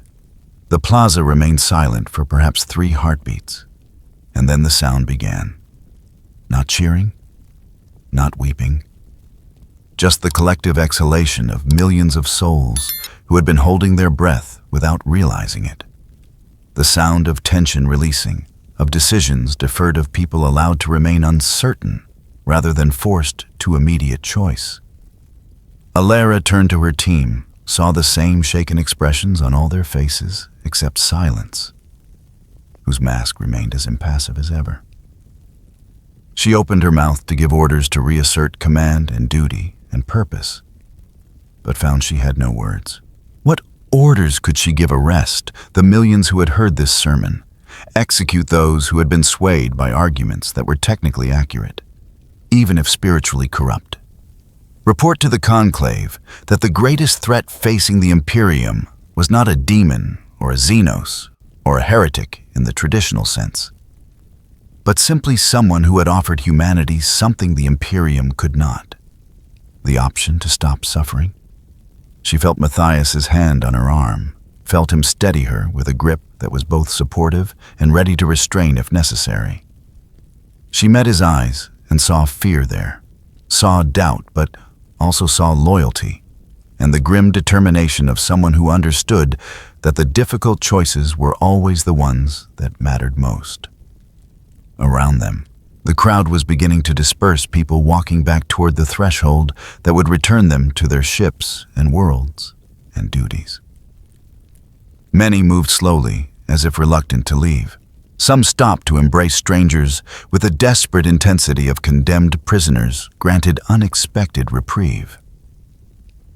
And some simply stood staring at the space where Griffith had been, their faces bearing expressions that Alara recognized from her years of hunting heretics. The look of people who had heard truth and could never unhear it, who had been offered an alternative and could never fully return to accepting that no alternative existed. Alara activated her Vox bead, opened a secure channel to the blade of testimony, and began composing the report that would likely end her career. She had witnessed the sermon of the Falcon. She had heard the architect of the greatest heresy the Imperium had faced in millennia speak his truth to millions. And she could not in honesty claim that anything he had said was factually incorrect. The Imperium did demand suffering. It did require sacrifice. It did offer nothing except more war and more death, and the promise that such war and death was necessary. The only question that remained was whether necessary suffering justified continued existence, or whether Griffith's offer of peace was worth the price of abandoning everything humanity had fought for, across 10,000 years of blood and faith and desperate survival. And Alara, Inquisitor of the Ordo, Hereticus, hunter of heretics, and defender of the Imperium's soul, found that for the first time in 43 years of faithful service, she genuinely did not know the answer. The White City remained behind them as they walked back toward the threshold, patient and pristine, and utterly unconcerned with whether they chose to stay or leave. And that indifference, that willingness to let them make their own choice without punishment or reward, might have been the most heretical thing of all. The convocation assembled in orbit above Ophelia the Seven, 3 weeks after the sermon of the Falcon. And the silence that fell over the gathering was not the peaceful quietude of Falconia, but the tense hush of warriors preparing for battle. 23 capital ships hung in the void, their hulls bearing the scars of 1,000 campaigns, and their banners displaying the heraldry of orders that had never known defeat. The Blade of Testimony was among them, its Gothic architecture dwarfed by the massive battle barges of the Adeptus Astartes and the ornate cruisers of the Adepta Sororitas. At the center of the formation, Surrounded by an honor guard of smaller vessels, hung the Macragi's honor flagship of the Lord Regent himself. Alera stood in the strategium of the Blade of Testimony, watching the tactical displays with the hollow feeling of someone who has already witnessed the outcome of events yet to transpire. The gathered fleet represented the greatest concentration of Imperial might assembled in this sector in living memory. 3 full chapters of Adeptus Astartes, including elements of the Ultramarines, under Lord Commander Robut Guilliman himself. 7 preceptories of the Adepta Sororitas, led by Saint Celestine in person. Dozens of inquisitors from all 3 major ordos, and supporting them, enough guard regiments and support vessels to conquer a system under normal circumstances. It should have been overwhelming. It should have been sufficient to crush any heresy, to break any rebellion, to destroy any threat that dared challenge the Imperium's supremacy. But Alera had stood in the plaza of Falconia, had heard Griffith speak with words that cut deeper than any blade, and she knew with a certainty that felt like a weight on her chest that this fleet was not sailing toward victory, but toward something infinitely more complex. The vox bead in her ear chimed with the priority sequence that meant a summons from the Lord Regent himself. Alera composed herself, adjusted her inquisitorial seal so that it hung prominently on her chest, and made her way to the shuttle bay. The journey to the Macragi's honor was brief. The void between ships crossed in minutes by a Thunderhawk that bore the personal livery of the Ultramarines. When the shuttle's ramp descended onto the flagship's vast landing bay, Alera found herself escorted not by ordinary Marines, but by veterans of the First Company, their Terminator armor bearing campaign honors that read like a history of the Imperium's wars. The council chamber, where the strategic planning would take place, was designed on a scale meant for Primarchs, its ceiling rising 20 meters above floor, that could have held a company of infantry. At one end of the vast table that dominated the room sat Robut Guilliman, and even seated, he towered over every other being present. The Primarch's face was carved from nobility itself, his features simultaneously beautiful and terrible, in the way that only the Emperor's genecraft could achieve. He wore armor of deep blue accented with gold, and when his eyes settled on Alera as she entered, she felt the weight of a scrutiny that missed nothing and forgave less. To Guilliman's right stood Saint Celestine, and Alera had to suppress the automatic urge to kneel. The living saint radiated holiness the way a sun radiated light, her presence a physical pressure in the room that made breathing feel like an act of prayer. Her armor was white, and gold worked with such artistry that it seemed less forged than grown, and from her back spread wings of white flame that cast no heat, yet illuminated every shadow. Her face was serene, beautiful in a way that transcended mere physical perfection, and her eyes held a compassion so profound that meeting her gaze felt like confession. The other figures around the table represented the full spectrum of Imperial authority. Chapter Masters of the Space Marine, contingents their gene-wrought features bearing the subtle markers of their respective Primarchs. Canonesses of the Sororitas, orders each one a veteran of wars that had broken lesser souls. Lord Inquisitors, whose names alone could end worlds. And among them, wearing the crimson robes of the Adeptus Mechanicus tech priests, whose augmentations had transformed them into something barely recognizable as human, yet still devoted to the Omnissia's truth. Guilliman spoke, and his voice carried the authority of 10,000 years. Inquisitor Vorn, you were the first to investigate the anomaly designated Falconia. Your report has been reviewed by this council. We require your direct testimony regarding what you witnessed. Alera stepped forward, aware that every eye in the chamber was upon her, that her next words would influence decisions that would affect billions of lives. She thought of the white city of Griffith's winter sky eyes, of the millions who had heard his sermon and returned to their duties, changed in ways that no test could measure. She thought of her own doubts, The questions that kept her awake through sleep cycles, the growing certainty that whatever Falconia represented, it could not be defeated with bolters and blades. But she was an inquisitor, and doubt was not the same as disloyalty. "My Lord Regent," she began, her voice steady, despite the tremor she felt in her chest. "I witnessed what can only be described as the most sophisticated heresy the Imperium has faced since the Horus heresy itself.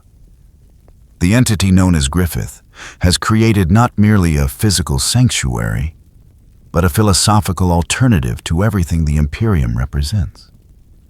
He offers peace to those who know only war, rest to those who know only duty, and choice to those who have been taught that choice itself is heresy." She paused, gathering her thoughts, aware that her next words would sound like madness. "And the most dangerous aspect of this heresy is that nothing he says is technically false." The silence that followed her statement lasted perhaps 3 heartbeats before it was shattered by the outraged voices of a dozen inquisitors speaking at once. Guilliman raised one massive hand, and the chamber fell silent again with the abruptness of a guillotine's fall. "Explain." The Primarch commanded, his tone suggesting that her explanation had better be both brief and persuasive. Alara met his gaze directly, a presumption that it would have earned her death in lesser circumstances. "The Imperium does demand constant sacrifice. We do fight wars that cannot be won in any absolute sense, only endured. The institutions we serve have in many cases prioritized their own perpetuation over the welfare of the citizens they were created to protect. These are facts, not heresies. Griffith has simply articulated them with perfect clarity and offered an alternative that appears to require no corruption, no demon worship, no compromise with chaos. He offers what appears to be genuine peace, and that makes him infinitely more dangerous than any demon prince or traitor Primarch." St. Celestine spoke for the first time, her voice like crystal bells heard from a great distance. "You believe he cannot be defeated through force of arms?" It was not a question. Alara turned to face the living saint and found herself speaking with an honesty that might doom her. "I believe, Holy One, that any assault on Falconia will fail not because our weapons are insufficient, but because the very act of assault will prove his argument. If we bring fire and death to those who have chosen peace, we become exactly what he claims we are, an institution that maintains itself through violence and cannot tolerate alternatives." She took a breath. "And every Imperial soldier who witnesses that will carry the seed of doubt back to their ships and worlds." A canoness of the Order of the Bloody Rose slammed her gauntleted fist on the table. "Then what do you propose, Inquisitor? That we allow this heresy to spread unchecked, that we grant legitimacy to a doctrine that undermines the very foundation of Imperial faith?" Alara had no answer that would satisfy the canoness, so she offered only truth. "I propose that we recognize the true nature of the threat. Falconia cannot be destroyed because it is not primarily a physical location. It is an idea, and ideas cannot be killed with bullets."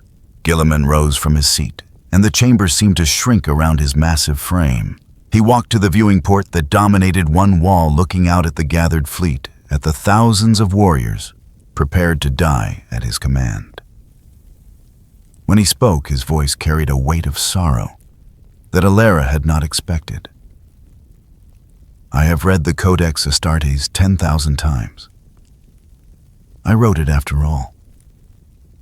And nowhere in its pages is there a doctrine for combating an enemy whose greatest weapon is being correct."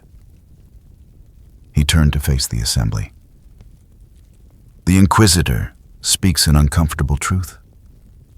The Imperium I return to is not the Imperium my father envisioned. It has become calcified, rigid, more concerned with preserving its own power than protecting humanity. And this Griffith, whoever or whatever he is, has recognized that weakness and exploited it with perfect precision. The chamber erupted into argument, voices raised in shock and fury that a Primarch would speak such words. But Celestine remained silent, her luminous eyes fixed on Guilliman with an expression that might have been understanding, or might have been something more complex. Alara watched as the living saint stepped forward, her wings of flame expanding to fill the chamber with light that was neither warm nor cold, but simply present in a way that demanded attention. "Enough," Celestine said, and though her voice remained gentle, it carried a power that silenced even the most vehement objections. "The Lord Regent speaks wisdom born of painful experience, but wisdom alone will not defeat this threat." She looked at Guilliman. "You are correct that ideas cannot be killed with bullets, but they can be challenged by better ideas, stronger faith, more perfect truth." Her gaze swept across the assembled commanders. "We do not sail to destroy Falconia through force of arms. We sail to confront it with the truth of the Emperor's light, to demonstrate that the peace it offers is false, that the rest it promises is the stillness of death, that its beauty is the beauty of a tomb." Alara felt something twist in her chest at those words, because they were both true and false in ways that her inquisitorial training had not prepared her to unravel. Falconia's peace might indeed be false, but it was a more appealing falsehood than the true suffering the Imperium offered. Griffith's rest might be the stillness of death, but was that truly worse than the endless agony of life in the Imperium's service? These were questions she could not ask aloud, thoughts that branded themselves as treasonous even as they formed in her mind. The council continued for hours. Strategy after strategy proposed and discarded, each one foundering on the same fundamental problem. How do you wage war against an enemy who wins by making you wage war? The Adeptus Mechanicus representatives calculated optimal firing solutions for bombardment. The Space Marine chapter masters outlined assault vectors for boarding actions. The canonesses detailed purification rituals to be performed over every square meter of conquered territory. And through it all, Guilliman and Celestine exchanged glances that suggested they both recognized the futility of what was being planned, yet could not articulate an alternative that would satisfy the demands of Imperial doctrine. Finally, as the chronometers marked the beginning of a new watch, Guilliman made his decision. "We will proceed with a reconnaissance in force. 3 strike cruisers supported by appropriate escorts. The objective is not to destroy Falconia, but to penetrate its defenses and gather intelligence on whatever force sustains it. If Griffith is indeed a physical being, perhaps he can be confronted, directly challenged to single combat in accordance with the ancient rites of Imperial law. If he is something else, if he is merely the mask worn by a demon or Xenos entity, then his true nature will be revealed when faced with the Emperor's light manifested through Saint Celestine." It was a compromise that satisfied no one, yet could be objected to by none. The meeting dissolved into smaller councils as commanders returned to their ships to prepare for the assault.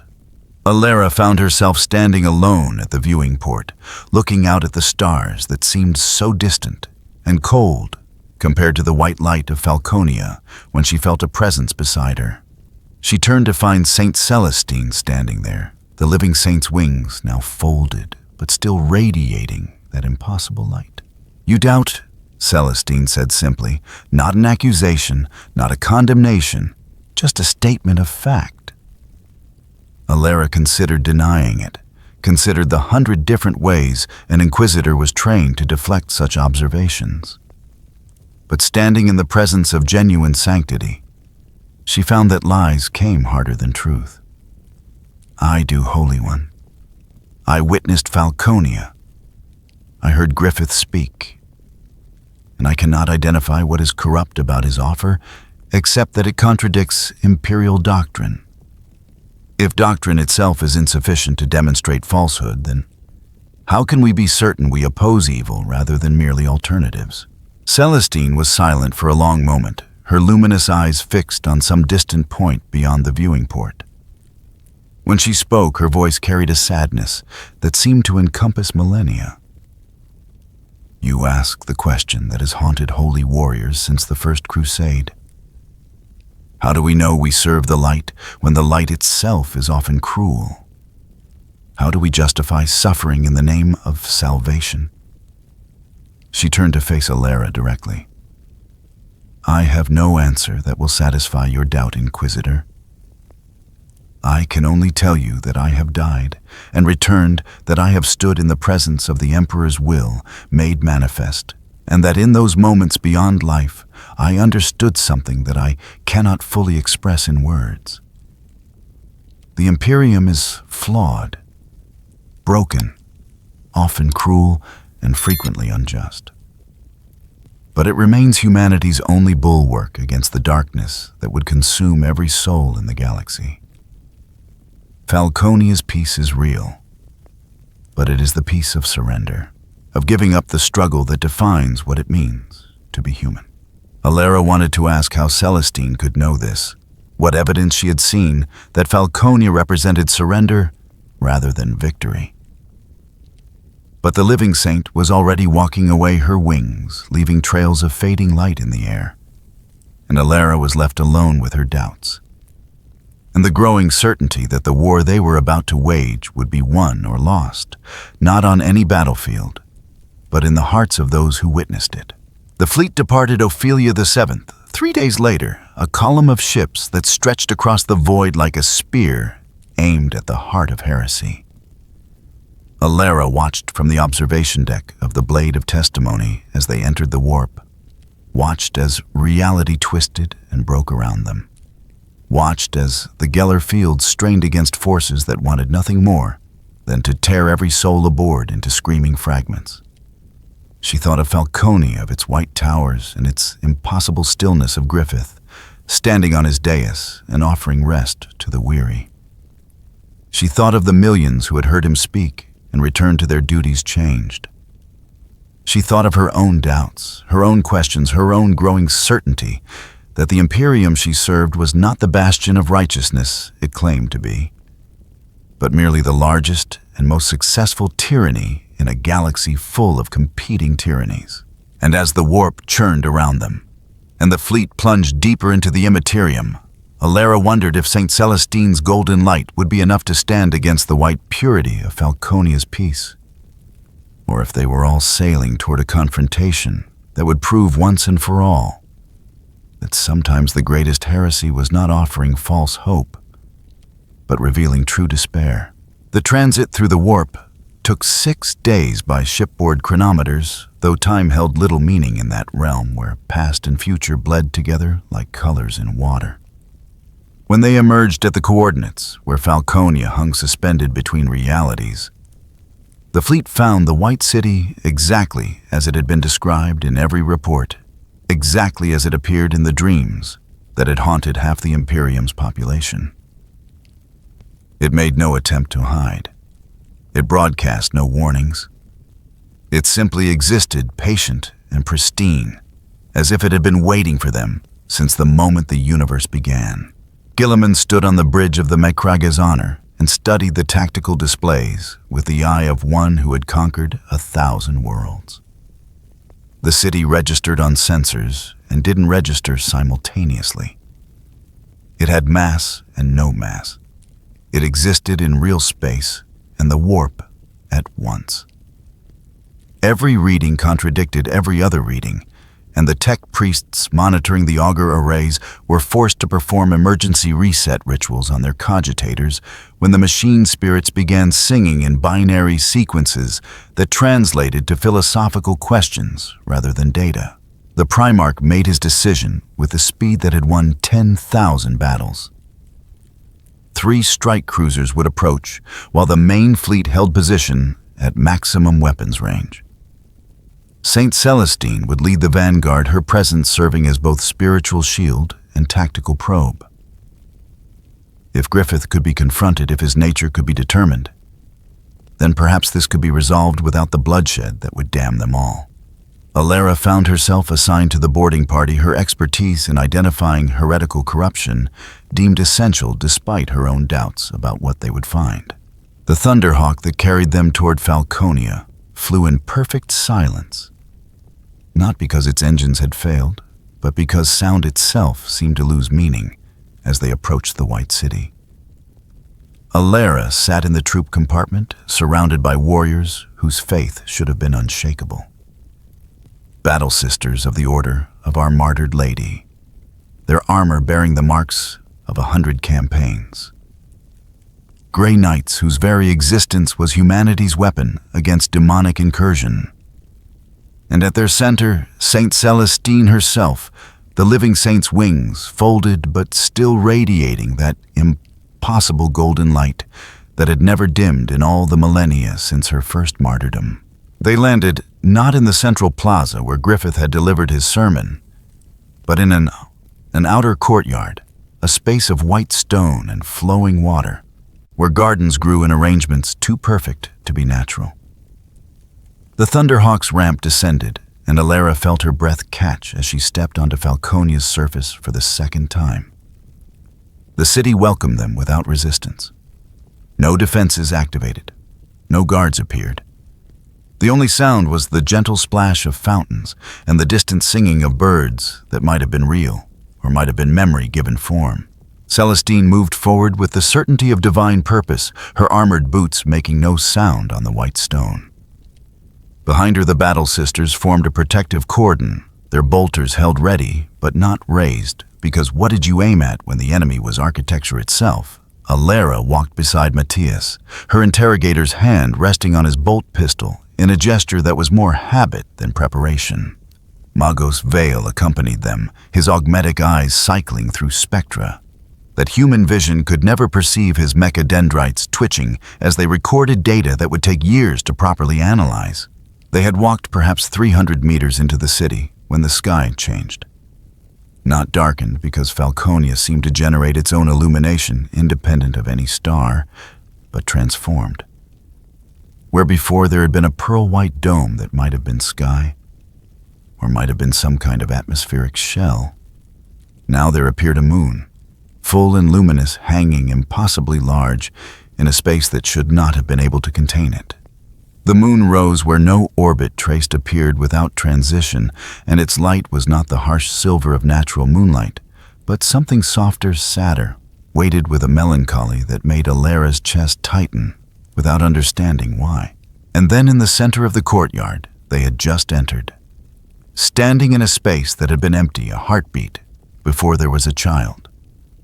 A boy no more than 4 years old, naked and perfect, his skin bearing that same luminous quality as the moonlight above.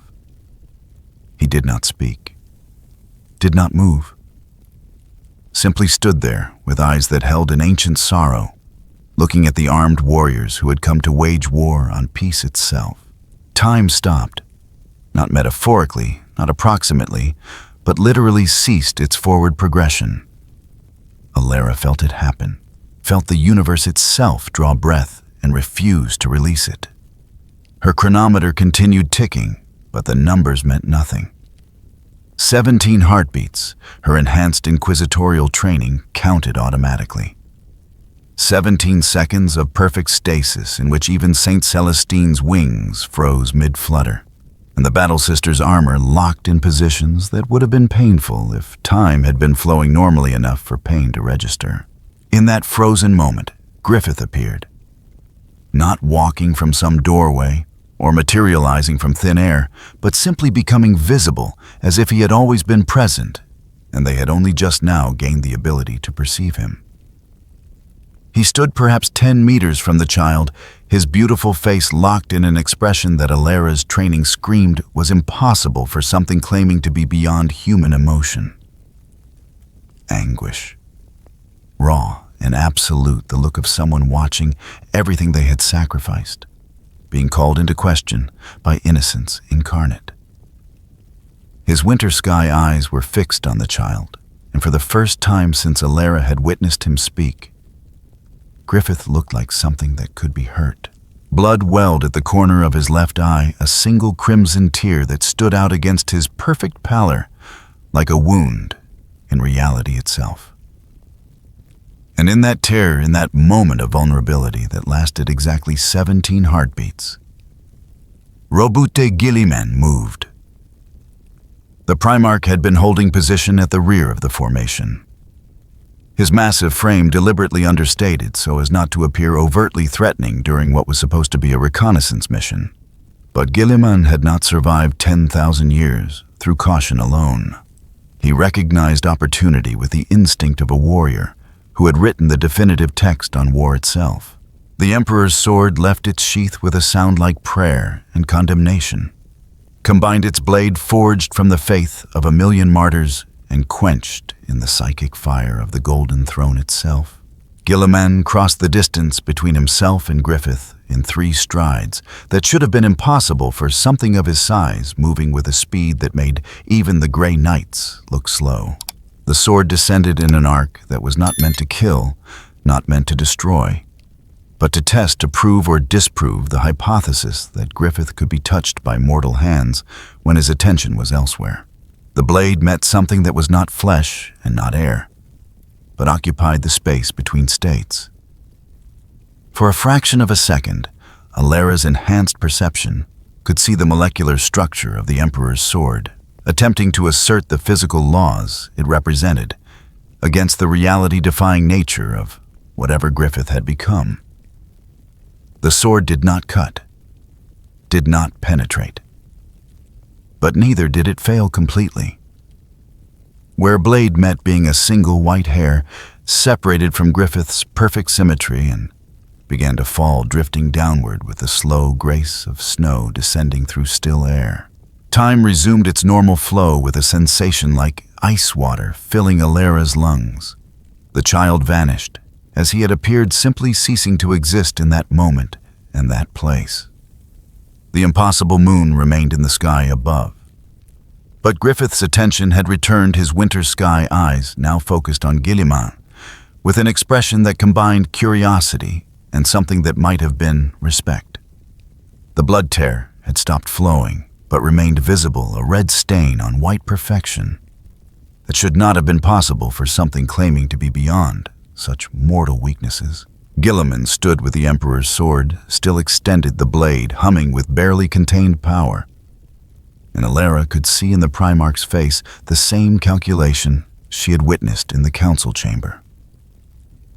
They had touched him, barely, insignificantly, but undeniably. Which meant he could be touched. Which meant he was not absolutely invulnerable. Which meant there was hope, however faint, that this confrontation could be resolved through methods the Imperium understood. But Griffith did not attack, did not retaliate, did not even seem particularly concerned by the fact that the Imperium's greatest living warrior had just attempted to strike him down. He simply looked at Guilliman with those winter sky eyes and spoke 3 words that carried more weight than entire sermons. You saw him. It was not a question, not an accusation, just a statement of fact that somehow encompassed everything that had just transpired. Guilliman lowered the Emperor's sword, but did not sheath it, maintaining the weapon's active state as both threat and shield.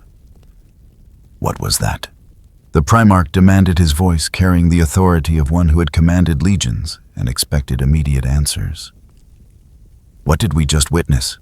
Griffith's expression remained unchanged, that perfect serenity that made Alera want to scream, because emotions should not be controllable to that degree. A reminder, he said softly, that even gods must reckon with what they have sacrificed. He looked past Guilliman to where Saint Celestine stood, her golden wings now fully extended, her face bearing an expression of understanding mixed with horror, as if she alone among them grasped the full implications of what the child represented. You bear his face, Celestine said, and her voice was not accusing but grieving. The child, he wears innocence like a crown, and you cannot look at him without remembering what you traded for power. She stepped forward, her wings casting golden light that should have banished shadow, but instead only made Falconia's whiteness seem purer by contrast. That is your weakness. That is the crack in your perfect peace. You cannot face what you were without flinching. For the first time, Alara saw something flicker across Griffith's features. That might have been anger, or might have been fear, or might have been some emotion so complex that human language had no name for it. The child appears, but rarely. He said, his tone still controlled, but now carrying an edge that suggested the control cost him effort. On nights of the full moon for the duration of that phase, during those times this vessel is not entirely mine. But those moments change nothing. The dream continues. Falconia remains, and humanity still has the choice I have offered. He turned as if to leave, then paused and looked back at them one final time. You came seeking weakness. You found it. Use that knowledge as you will. But know that even wounded gods can offer salvation that whole ones withhold. And then he was gone. Not vanishing, but simply walking away into the white architecture of his impossible city, leaving them standing in a courtyard that suddenly felt less like a battlefield and more like a tomb. Saint Celestine was the first to speak, her voice heavy with a certainty that terrified Alara more than any demon's roar. We must leave. Now. Document what we have seen and report it to the full council. This changes everything. She looked at Guilliman, and Alara saw something pass between the Primarch and the living saint that needed no words. They had both understood what Alara was only beginning to grasp, that Griffith's moment of vulnerability had revealed not a weakness they could exploit, but a tragedy they could not redeem. The return to the Thunderhawk was conducted in perfect silence. None of the warriors willing to speak of what they had witnessed, because putting it into words would make it real in ways that mere memory could avoid. As the transport lifted off and Falconia receded below them, Alara looked back at the white city and saw it exactly as it had been before their arrival. Patient, pristine, utterly unconcerned with their assault, because their assault had proven only that they could touch without harming, could strike without wounding, could test without proving anything except their own desperation. On the flight back to the Macrage's honor, Alara recorded her observations with the clinical precision expected of an Inquisitor. Omega Psi 7 phenomenon. Liminal manifestation tied to lunar phase. Subject demonstrated 17 seconds of vulnerability corresponding to child's presence. Single strand of hair severed by Emperor's sword, indicating material interaction possible under specific circumstances. Subject exhibited emotional response suggesting genuine psychological attachment to manifestation. Recommend further investigation of lunar correlation and potential exploitation of temporal window. But even as she recorded those words, she knew they were lies. Not factual lies, because every statement was technically accurate. But lies nonetheless, because they suggested that what they had witnessed could be categorized, analyzed, weaponized. They suggested that Griffith's moment of vulnerability was something that could be exploited rather than something that should inspire pity. Guilliman convened an emergency council the moment they returned to the flagship, but the meeting was brief and the conclusions foregone. They had learned what they needed to learn. Griffith could be touched during the full moon phases. The child represented some aspect of his past or his nature that he could not fully control. These facts would be recorded, analyzed, and eventually weaponized, because that was what the Imperium did with every scrap of knowledge it acquired. But standing in that council chamber, watching chapter masters and canonesses discuss assault vectors and exploitation windows, Alara felt something break inside her that had been cracking since the moment she first set foot in Falconia. They were going to wage war on a god's grief. They were going to weaponize a child's innocence. They were going to turn vulnerability into tactical advantage, because that was the only language the Imperium spoke fluently. And in doing so, they would prove every word Griffith had spoken in his sermon true. They would demonstrate that the Imperium could not tolerate peace, could not permit alternatives, could only respond to offers of rest with violence and threats of salvation with weapons. As the council dissolved and the fleet began preparations for a larger assault timed to coincide with the next full moon, Alara returned to her quarters and stood before the sealed containment field, where the white feathers still hung suspended. She stared at it for a long time, that impossible artifact that pulsed with life energy while containing no detectable DNA, and wondered if she was staring at evidence of heresy or at proof that everything she had been taught about faith and duty and the Emperor's will was a lie wrapped in necessity and perpetuated through indoctrination. Outside her viewport, Falconia hung in the void, patient and pristine, waiting for the assault it knew was coming, because its architect understood humanity better than humanity understood itself. The White City would not defend itself with violence, because violence would prove its point. It would simply endure, and in enduring it would offer every Imperial soldier who witnessed that endurance a choice they had never known they could make. The war for humanity's soul had begun, and Alara was no longer certain which side deserved to win. The dreams came every night after Falconia and Rabut Guilliman, Lord Commander of the Imperium, avenging son of the Emperor, author of the Codex Astartes, and architect of 1,000 victories, could not make them stop. He stood in his private quarters aboard the Makraji's Honor, staring at his reflection in the armored glass of the viewing port, and saw not a Primarch, but a man who had just discovered that his life's work might be built on foundations of sand and blood and necessary lies. Behind him the chamber was Spartan, despite its vast size, decorated only with campaign maps and tactical displays, and a single relic, his father's sword, the Emperor's own blade, which had managed to sever a single strand of Griffith's hair, and nothing more. In the dreams, Guilliman stood in Falconia's central plaza. But he was not the Primarch who had led armies and written the doctrines that governed 10,000 chapters of Space Marines. He was simply Robut, the boy who had been found in a stasis pod on Mekrag, who had been raised by Connor Gallen to believe that governance should serve the governed rather than itself, who had looked at the feuding city-states of his homeworld and dreamed of uniting them not through conquest, but through the simple radical notion that cooperation produced better outcomes than conflict.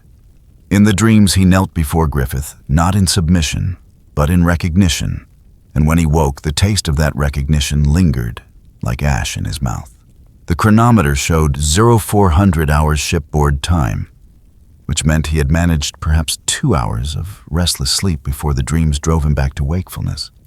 Guilliman dismissed the servitors who attempted to approach with offers of sustenance and morning briefings. He needed time alone with thoughts that were becoming increasingly dangerous, not because they were heretical in the traditional sense, but because they were true in ways that made heresy seem almost appealing by comparison. He activated a privacy field that would prevent even the most advanced auger arrays from detecting what transpired within his quarters, then allowed himself to do something a Primarch should never do. He allowed himself to doubt. The tactical assessment of their reconnaissance in force had been distributed to all senior commanders within 6 hours of their return. Alara Vorn's report was admirably precise, documenting the Omega Psi 7 phenomenon, the Moonlight Boy manifestation, the 17-second window of vulnerability. The fact that the Emperor's sword had managed to interact with Griffith's physical form, even if the interaction had been laughably insufficient. The report made it sound like they had gathered valuable intelligence, identified a weakness that could be exploited, laid the groundwork for a proper assault that might actually succeed where reconnaissance had merely tested. But Guilliman had not needed Alara's report to understand what they had truly witnessed. They had confronted a being who offered exactly what Guilliman had spent 300 years trying to build, and they had proven only that they were willing to attack it. Guilliman walked to the strategium table that dominated one wall of his quarters, its surface capable of projecting hololithic representations of entire star systems. With a gesture, he activated it, but instead of battle plans or fleet dispositions, he called up data on the Imperium itself. Population figures, production quotas, casualty reports, tithes extracted, lives consumed.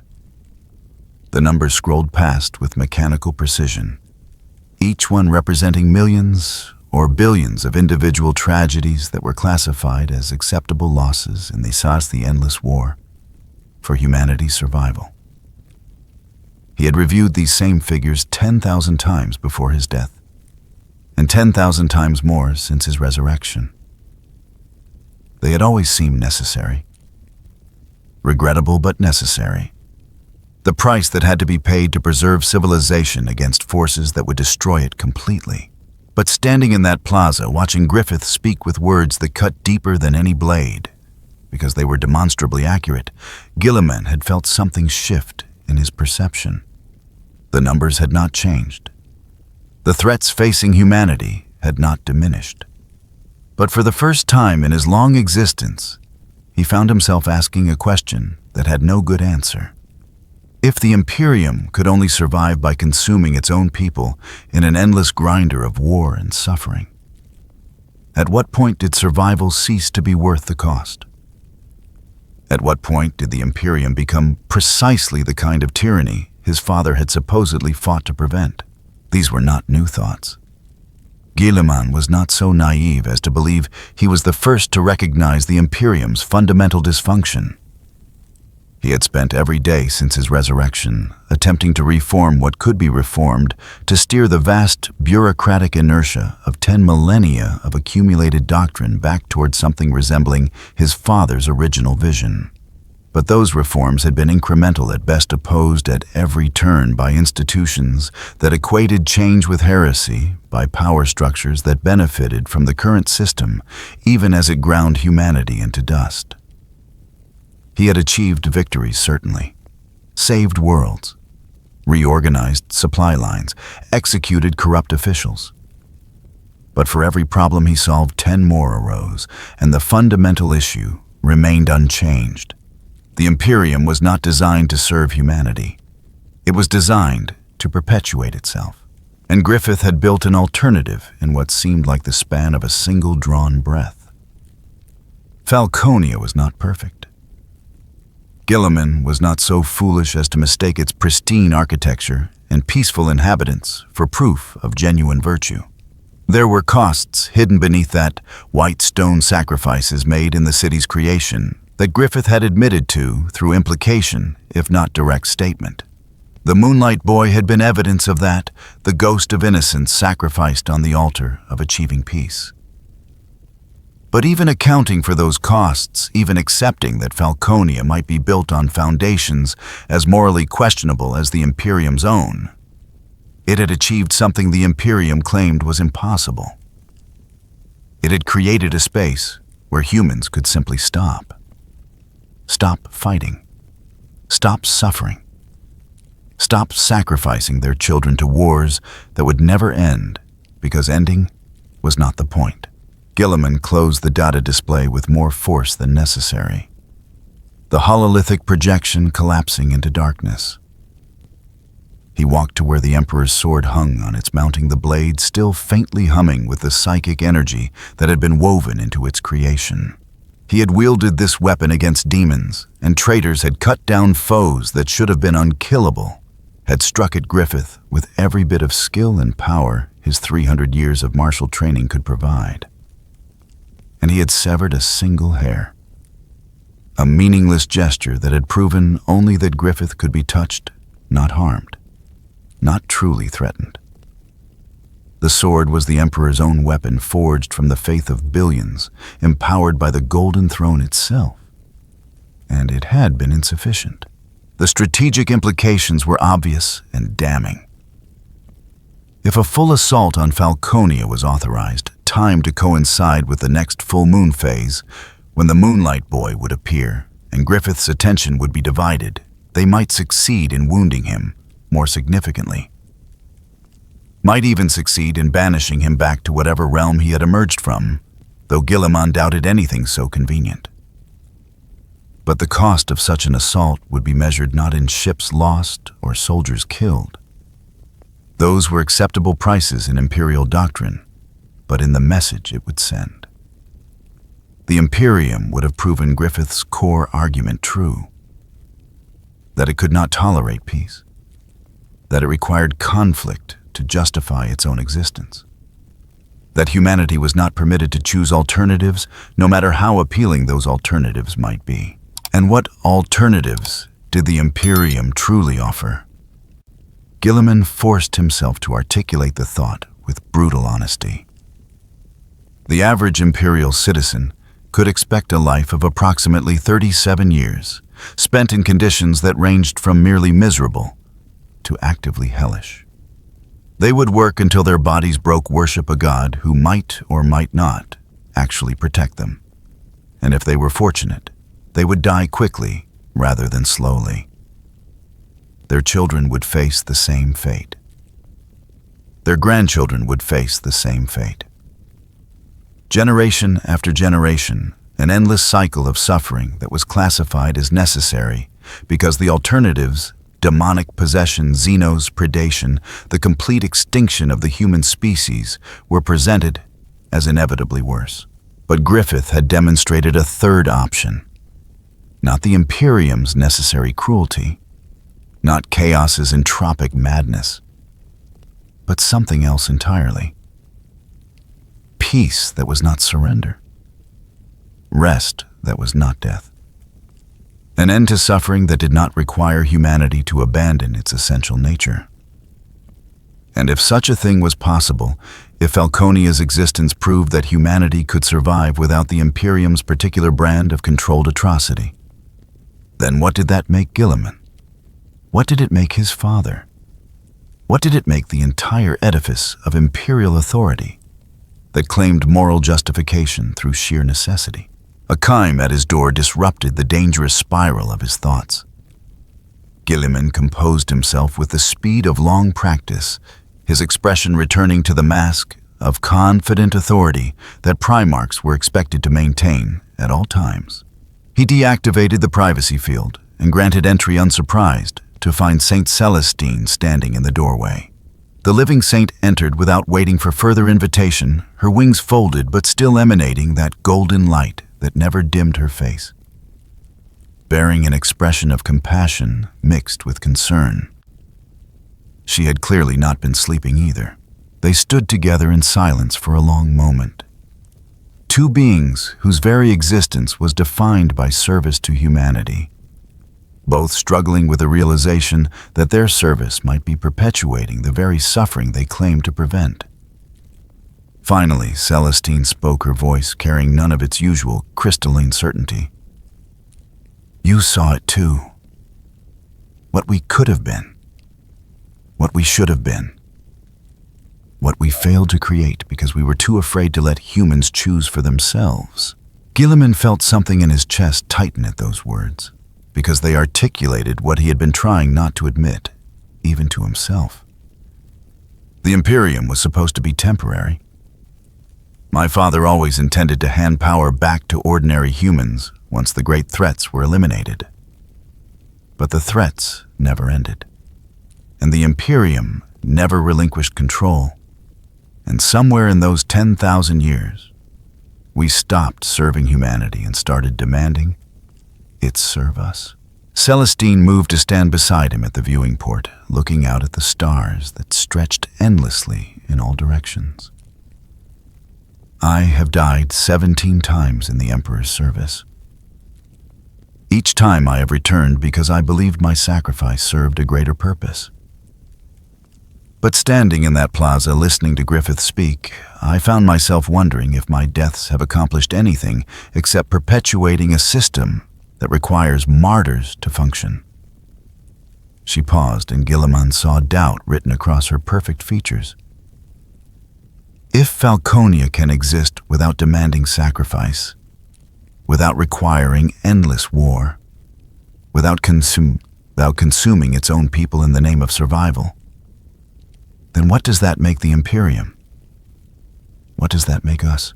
The question hung in the air between them, terrible in its simplicity. Guilliman had no answer that would satisfy either of them. He could offer justification, certainly. Could cite the very real threats that the Imperium faced, the genuine necessity of maintaining military readiness against chaos and Xenos predation. Could argue that Falconia's peace was illusory, that any system built on the sacrifices Griffith had admitted to making could not truly be called moral. But all of those arguments felt hollow now.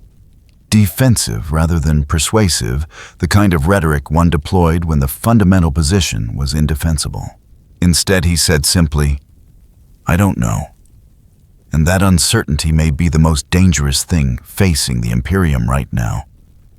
Because if leaders doubt, if saints question, if primarchs lose faith in the very institutions they were created to uphold, then what hope do ordinary humans have of maintaining the belief that keeps this entire structure from collapsing? He turned to face Celestine directly. Griffith has not defeated us through superior force. He has defeated us by offering a better idea. And ideas are the one thing the Imperium has never learned to fight effectively. Celestine's expression shifted, hardening into something that resembled determination. Then perhaps we need to learn, not by attacking Falconia with weapons that would only prove him right, but by demonstrating that the Imperium can be reformed, can be made into something that serves humanity rather than consuming it. If we can show that our system is capable of change, of genuine improvement, then Griffith's alternative becomes less appealing. People will choose known imperfection over unknown promises. It was a strategy, and Guilliman recognized it as such. Appeal to humanity's natural conservatism. Offer incremental reform rather than revolutionary change. Make the existing system tolerable enough that the radical alternative seemed unnecessary. It was pragmatic. It was achievable. And it was exactly the kind of compromise that had allowed the Imperium to decay into its current state over 10 millennia of small concessions to expedience. But what other option did they have? They could not defeat Griffith through force. They could not out-argue him because his arguments were demonstrably correct. The only remaining strategy was to make those arguments irrelevant by actually fixing what was broken. "Do you believe the Imperium can be reformed?" Guilliman asked, and heard the exhaustion in his own voice. "I have been trying since my resurrection. 300 years of constant effort, and what has changed fundamentally? The tithes still flow. The wars still rage. The innocents still die in numbers that would have horrified my father. I can reorganize supply chains and execute corrupt officials, but I cannot change the basic calculus that says human suffering is an acceptable price for institutional survival."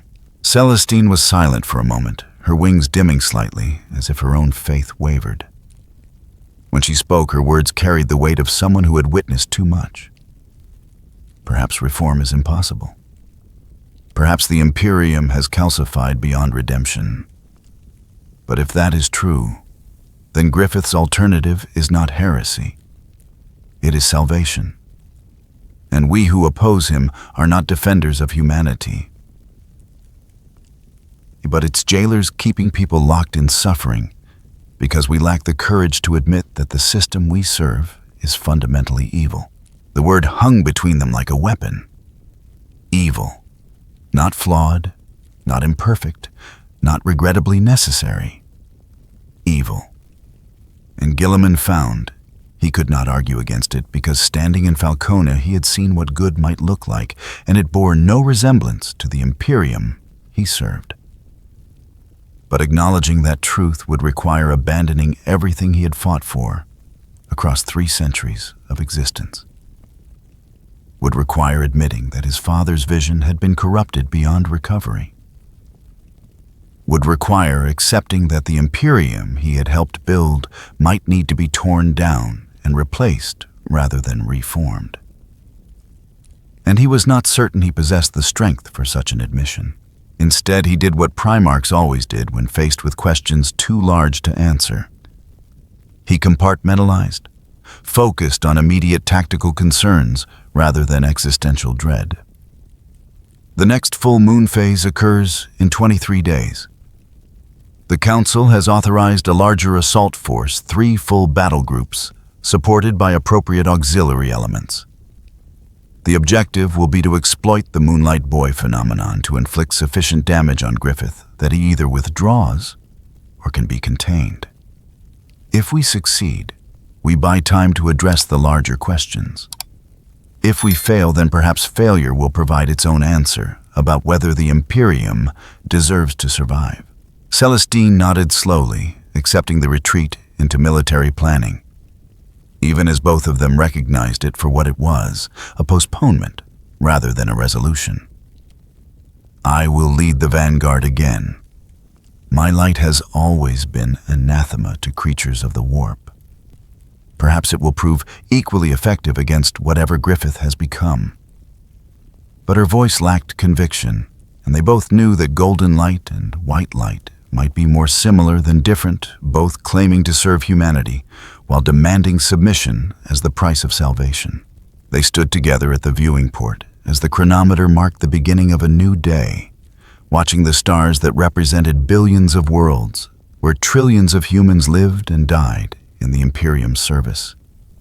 And neither of them spoke the thought that now lived in both their minds. That perhaps Griffith was right. That perhaps the war should end. That perhaps humanity deserved rest, even if that rest came from sources the Imperium could not control. And if they attacked Falconia in 23 days, if they exploited a child's innocence to strike at a being who offered peace, they would become exactly the monsters Griffith claimed they were. But if they did nothing, if they allowed the alternative to spread, the Imperium would fracture, and 10,000 years of blood and faith and desperate survival would have been for nothing. There were no good choices. There never had been. That was the true lesson of the grim darkness of the far future, the secret that Primarchs learned and could never unlearn. Every decision required sacrifice. Every victory demanded atrocity. Every day of continued survival was built on the corpses of those who did not survive. And the only question that mattered was whether such survival justified its cost, or whether mercy might lie in simply allowing humanity to accept Griffith's offer and rest at last. The first astropath died on the 17th day after the reconnaissance in force, and by the end of the first month, 300 more had followed. They did not die screaming, which would have been expected. They did not die writhing in the throes of demonic possession, which would have been comprehensible. They died in silence, their last breaths drawn not in agony, but in what observers could only describe as relief, their faces bearing expressions of peace so profound that it seemed obscene in the context of the Imperium's eternal war. When the medici examined the bodies, they found nothing wrong. No tumors, no lesions, no evidence of poison or disease. The astropaths had simply stopped, as if they had decided that continuing to exist required more effort than they were willing to expend. Aboard the Blade of Testimony, Alara watched through the observation window of the apothecarian as another astropath was carried away on a gurney draped in white cloth that seemed to mock Falconia's pristine architecture. This one had been a woman named Severina, 63 years old, who had served the Imperium since her sanctioning at age 12. She had guided ships through warp storms that would have driven lesser psychers mad. She had endured the constant psychic pressure of maintaining communication across light years of void. She had survived 5 decades of service in humanity's most demanding and dangerous profession. And 3 days ago, She had stopped answering calls, locked herself in her sanctum, and sat down in her meditation throne to never rise again. The Medici found her 12 hours later dead, but showing no signs of struggle or distress. Just sitting, waiting, finished. The pattern was spreading across the fleet then, across the sector, then across the Imperium itself, with a speed that suggested coordination far beyond mere coincidence. Astropaths were the Imperium's most essential infrastructure, the psychic network that allowed communication and navigation across distances where light itself was meaningless. Without them, the Imperium could not function. Worlds would be isolated. Fleets would be blind. The entire edifice of imperial authority would crumble into disconnected fragments that could be conquered piecemeal. And they were dying in numbers that turned strategic concern into existential crisis within weeks. But the astropaths were not the only ones affected. Across 1,000 worlds, psychers of all ranks and specializations began reporting phenomena that had no precedent in 10,000 years of recorded history. The warp was quieting.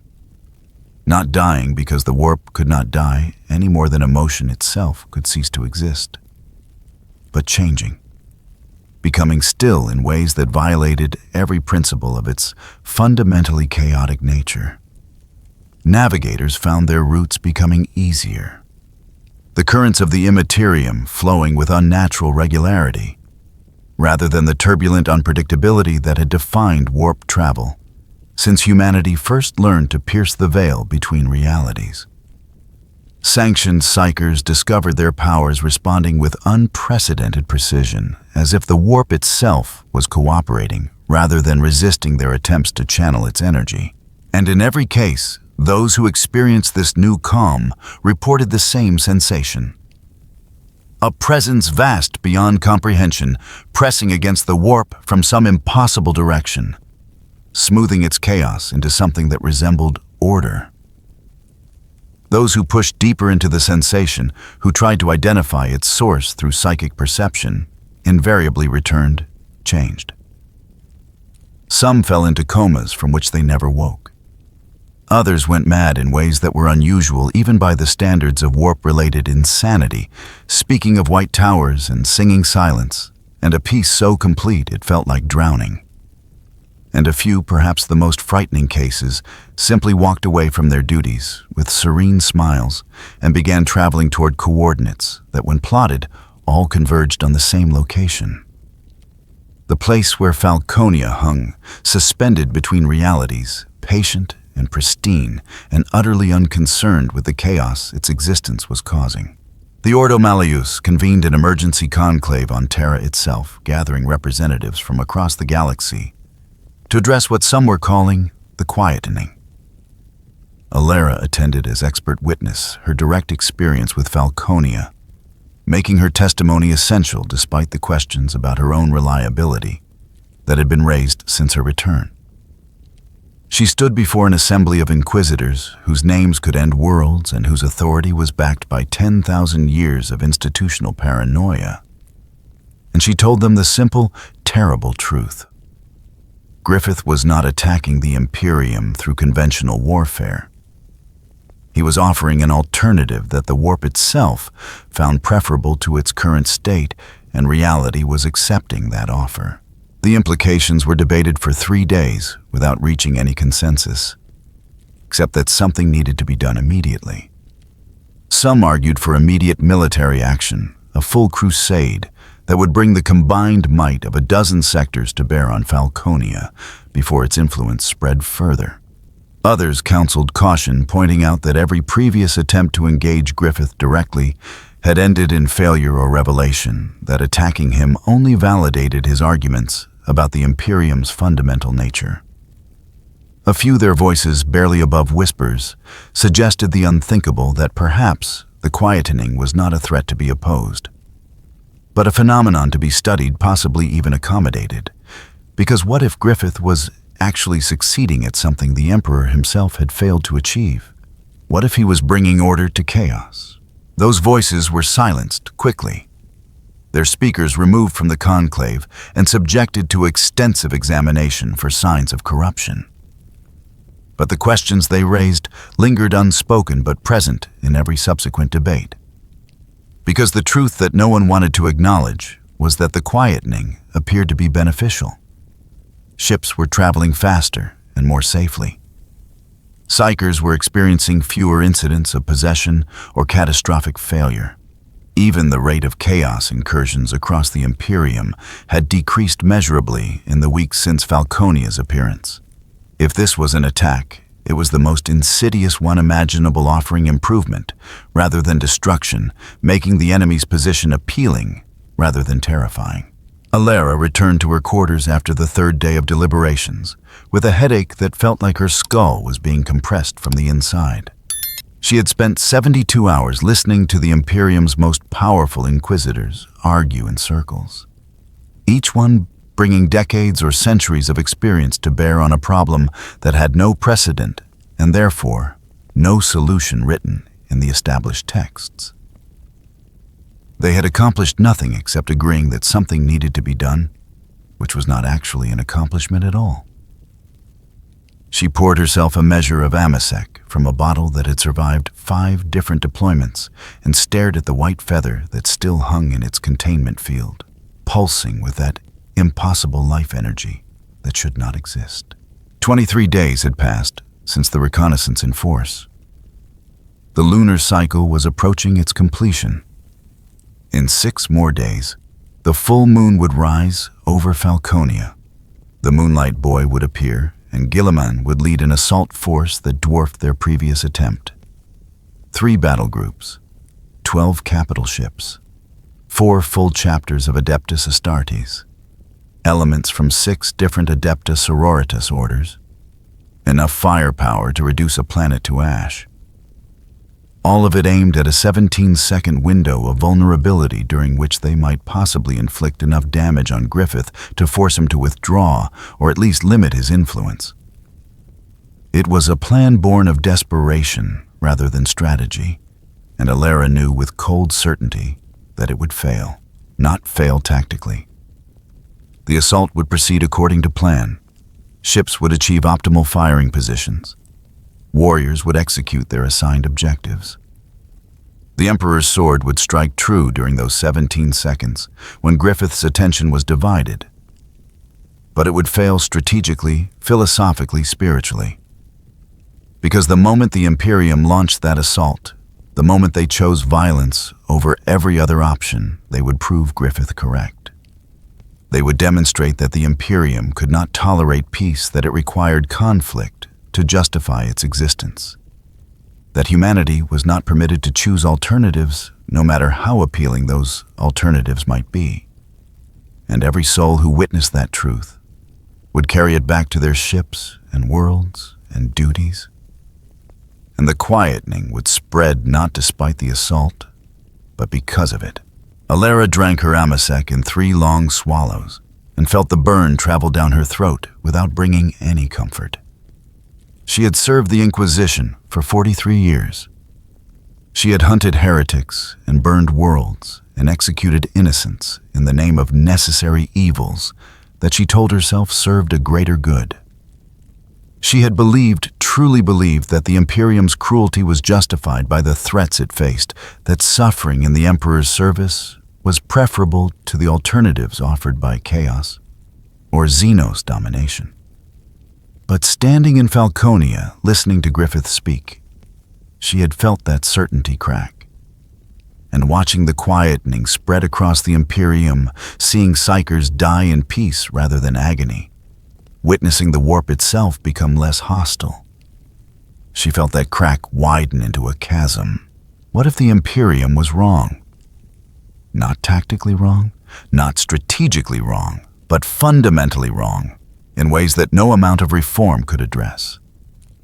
What if the institution she had served her entire adult life was not humanity's bulwark against darkness, but simply the largest and most successful tyranny in a galaxy full of competing tyrannies?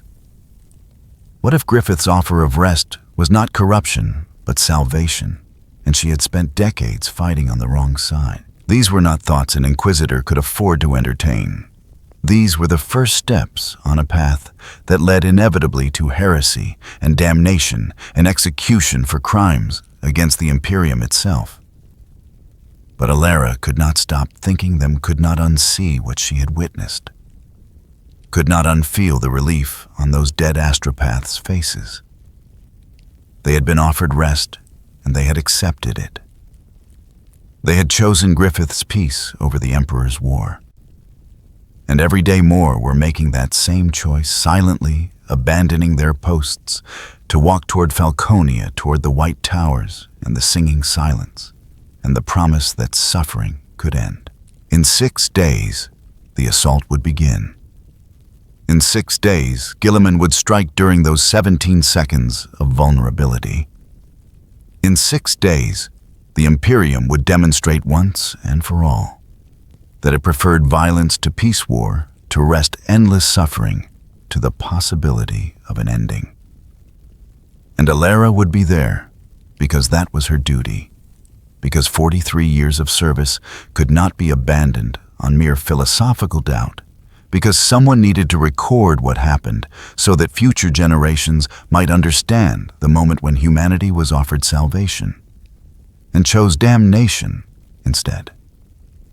She set down her empty glass and returned to staring at the feather, at that impossible artifact that pulsed with life in defiance of every natural law, and wondered if she was looking at evidence of heresy or at proof that everything she believed was a lie.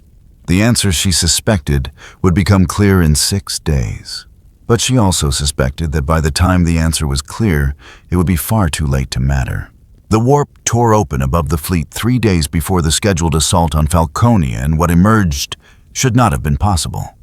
Navigators across 23 ships simultaneously reported the same phenomenon, a wound in reality that bled not the familiar colors of chaos corruption, but something darker, older, more fundamental than the ruinous powers themselves.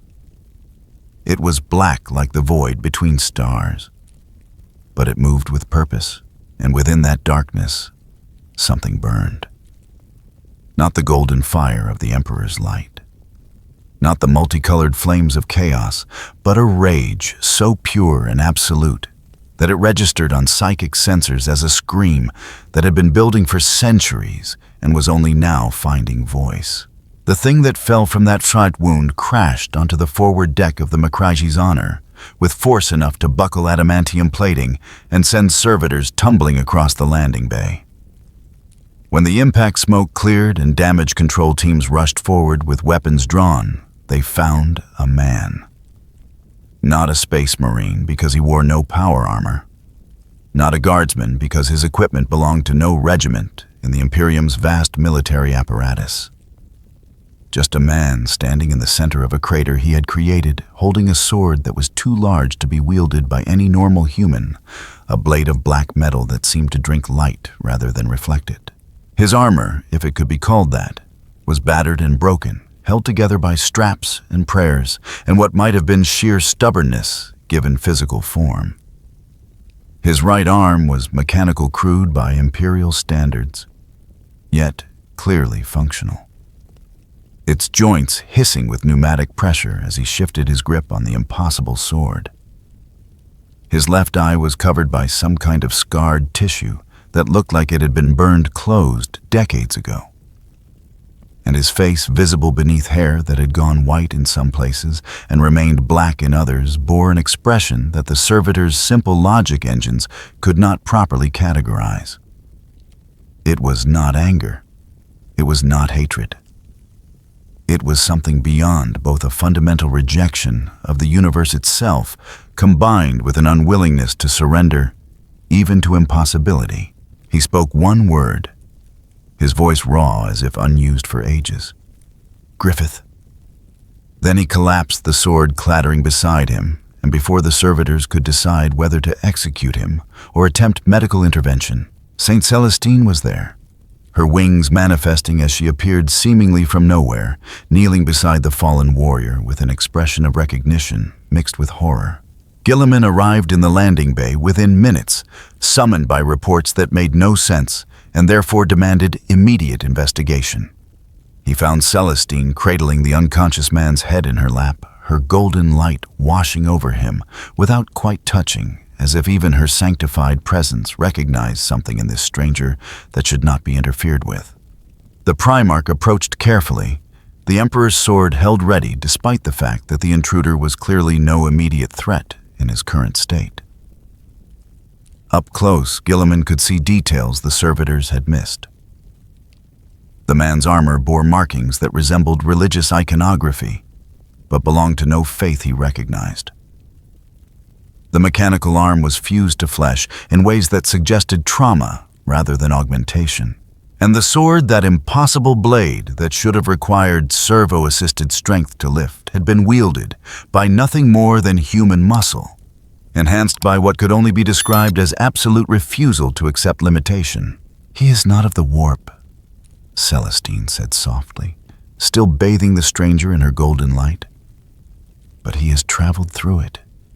I can sense the scars it left the way reality itself has been forced to bend around him, because he would not bend first." She looked up at Gilliman, and there were tears on her perfect face. "He is what I might have become if I had chosen rage over faith.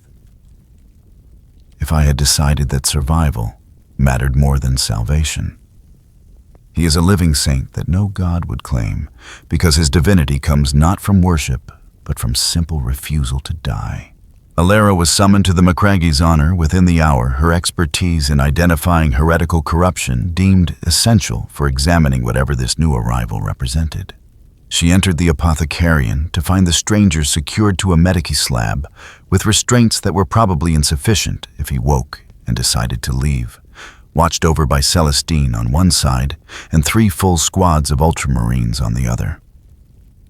His vital signs, according to the medici servitors, were technically within human parameters, but only barely.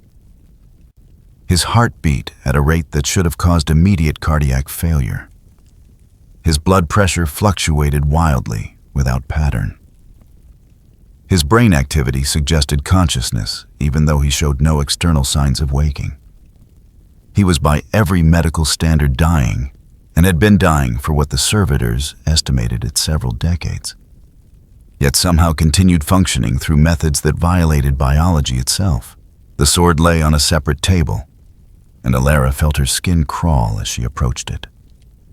The blade was perhaps 2 meters long, far too large for practical combat by any conventional standard, yet showed signs of extensive use. Its edge was chipped and notched in ways that suggested it had been used to cut through materials that should have shattered any normal weapon. Its surface was covered in symbols that might have been writing, or might have been nothing more than damage accumulated over years of impossible use. And when she reached out with her inquisitorial senses trying to determine if the weapon was corrupted by chaos, she found something infinitely more disturbing. The sword was not corrupted. It was corrosive. It was a wound in the shape of a blade, a physical manifestation of everything the warp hated, made solid and given edge. "What is he?" she asked, though she suspected no one present could answer that question with any certainty.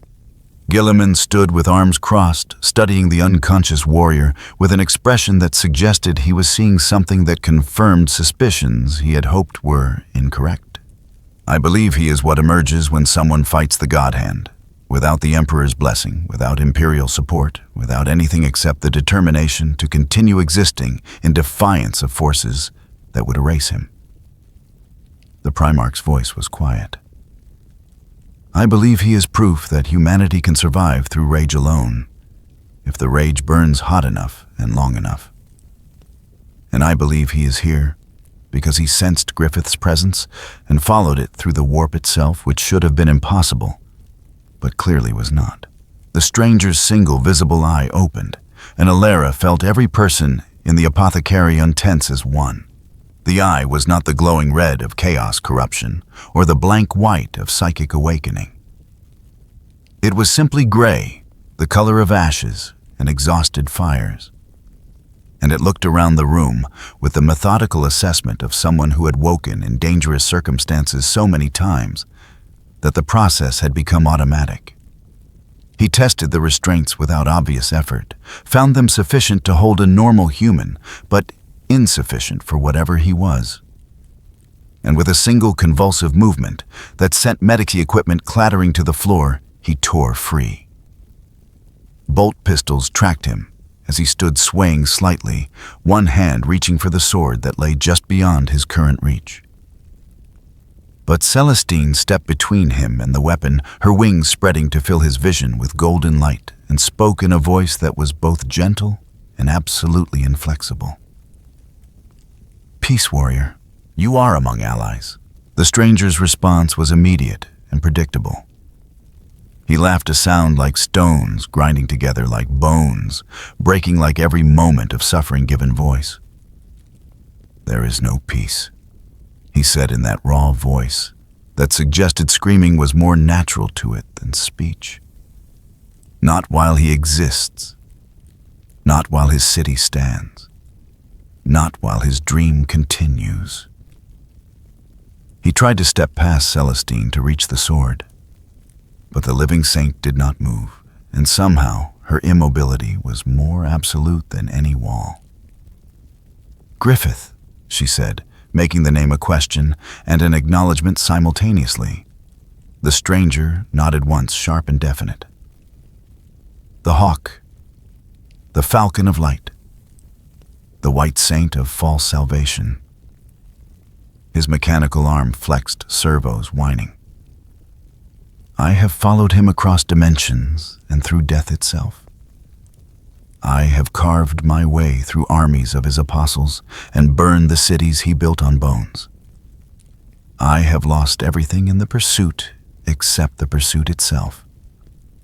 He met Celestine's eyes without flinching from her divine radiance. "And I will kill him, or I will die trying, but I will not stop. I cannot stop, because stopping means accepting that he won, and I would rather burn forever than give him that satisfaction." Guilliman stepped forward, and despite the fact that the Primarch towered over this broken warrior by a meter and outmassed him by a factor of 5, there was something in the moment that felt like equals meeting. "I am Robert Guilliman, Lord Commander of the Imperium. We share your goal, if not your methods. In 3 days, we assault Falconia during a window of vulnerability. If you truly can harm Griffith, if your hatred has given you weapons that our faith cannot provide, then I would have you stand with us when the moment comes." The stranger considered this with an expression that suggested he had heard similar offers before and found them wanting. "I serve no emperor. I fight for no Imperium. I endure for no purpose except that he dies." His eye, that single gray eye, held Guilliman's gaze without wavering. "But if your assault creates the opening I need, if your war gives me the chance to finally end this, then I will stand where you direct me. Not as your soldier, not as your weapon, but as someone who shares your enemy and requires his destruction." Alara watched this exchange and felt something shift in her understanding of the situation they faced. She had thought they had all thought that the conflict with Falconia was theological, philosophical, a question of which vision for humanity deserved to prevail. But this warrior, this living embodiment of rage, given form and purpose, represented something else entirely. He was not fighting for an ideal or defending a doctrine. He was simply refusing with every fiber of his impossible existence to accept what Griffith had done. And if such refusal could survive, the warp itself could endure across dimensions and through centuries of pursuit, then perhaps there was a weapon against Falconia that the Imperium had not considered. Not faith, not duty, not even strategy. Just the simple absolute rejection of surrender that this broken warrior represented.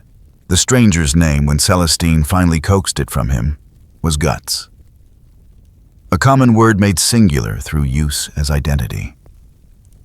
He had been a mercenary once in a world where Griffith had been merely human, where the band of the Falcon had been soldiers rather than apostles, where betrayal had been a matter of ambition rather than divine ascension.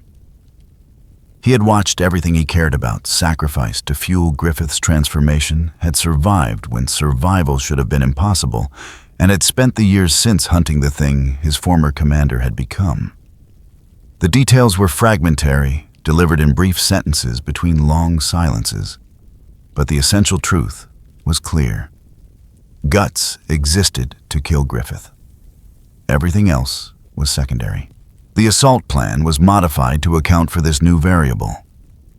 Guts would accompany the vanguard during the full moon phase, would be positioned to strike at Griffith during those 17 seconds when the Moonlight Boy's appearance divided his attention.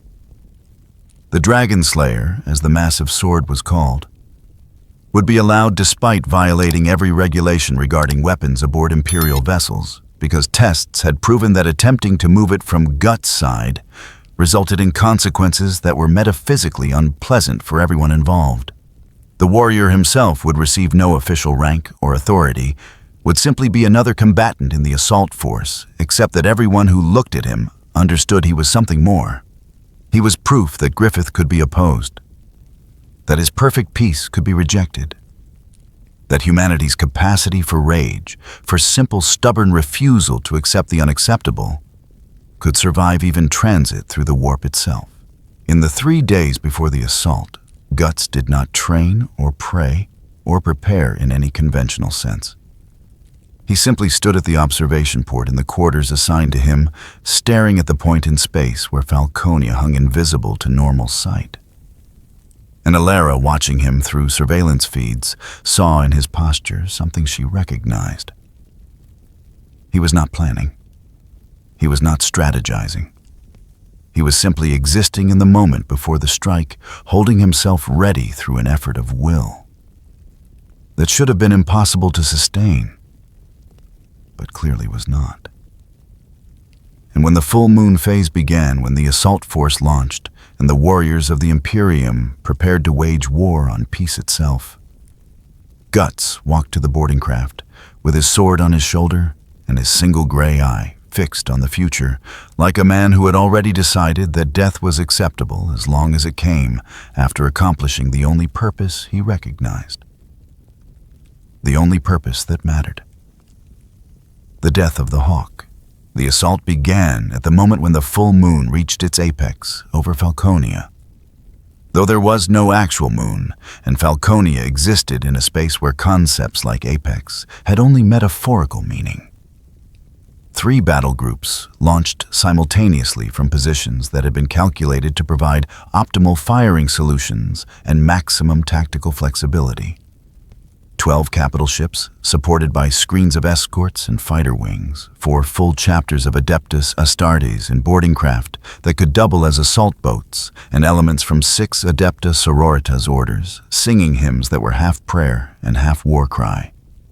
It was the largest concentration of Imperial military power assembled in this sector since the Gothic War, and it moved toward Falconia with the precision of a machine designed for nothing except violence.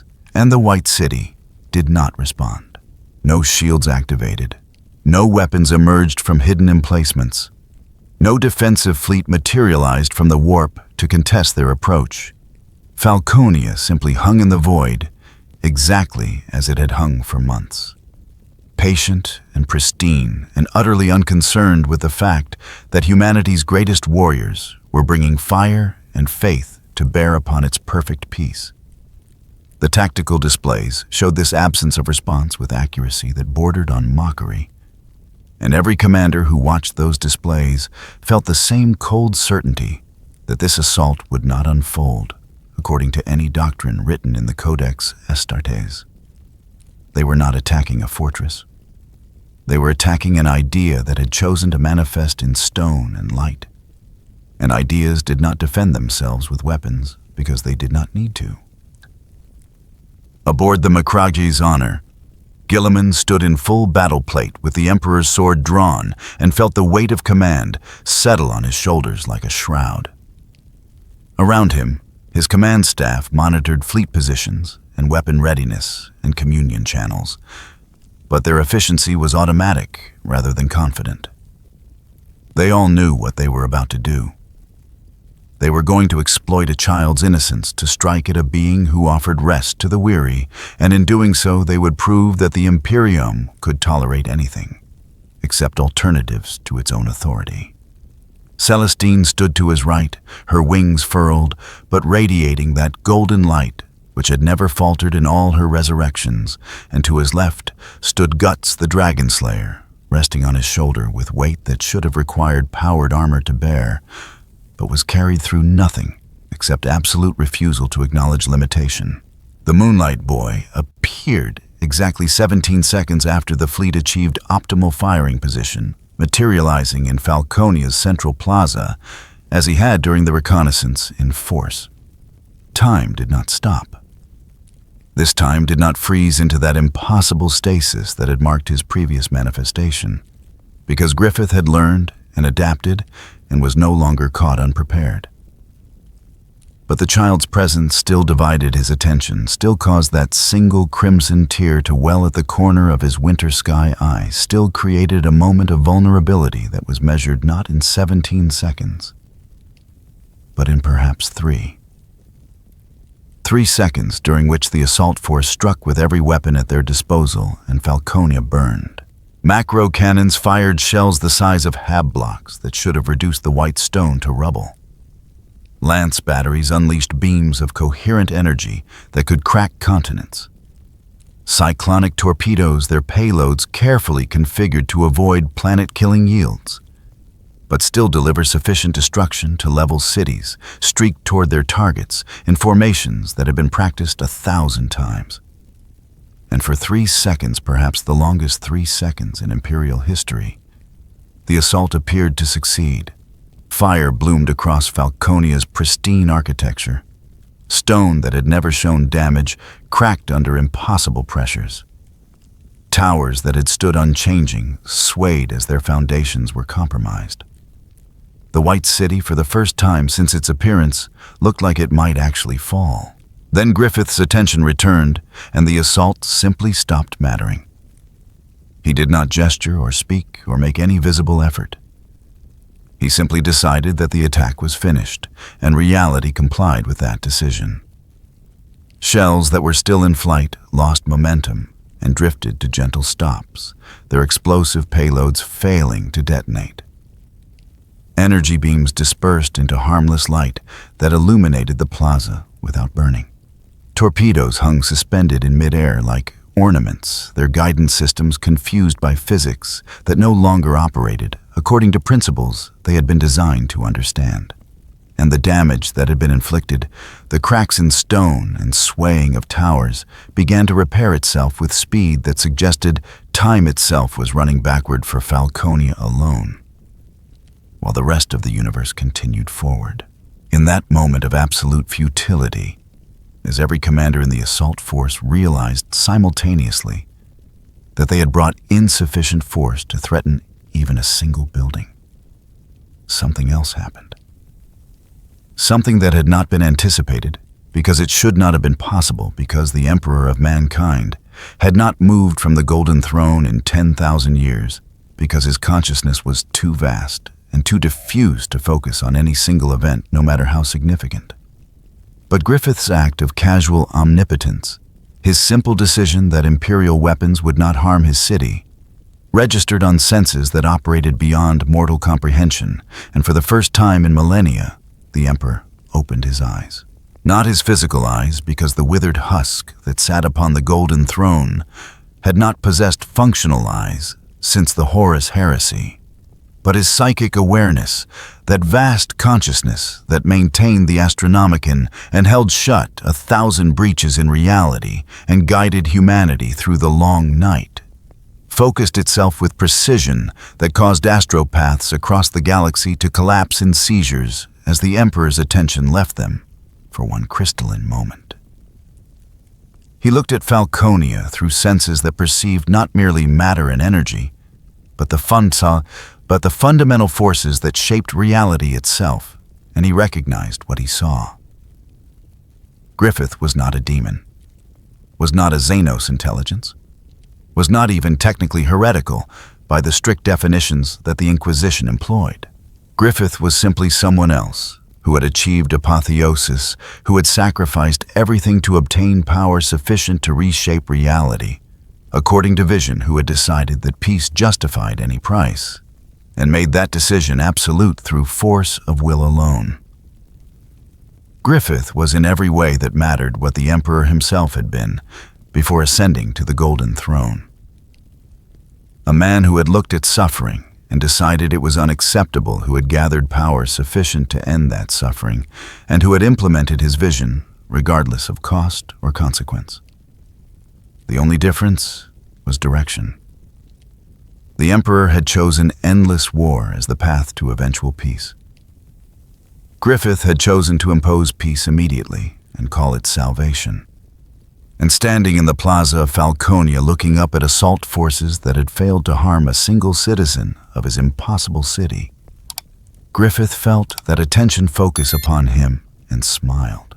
The communication that passed between them was not words, because words were insufficient for consciousnesses that operated on scales where human language became meaningless.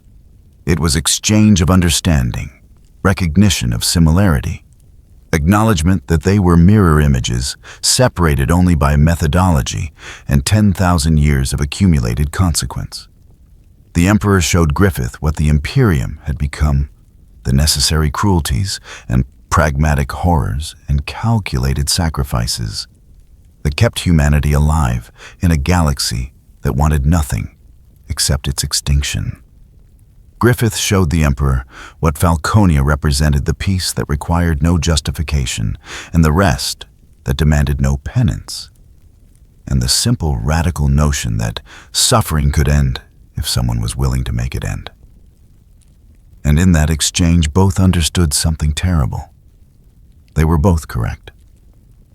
The Imperium's endless war was necessary given the threats it faced. Falconia's imposed peace was genuine relief from burdens too heavy to bear. And neither could exist simultaneously because their fundamental premises contradicted at every level.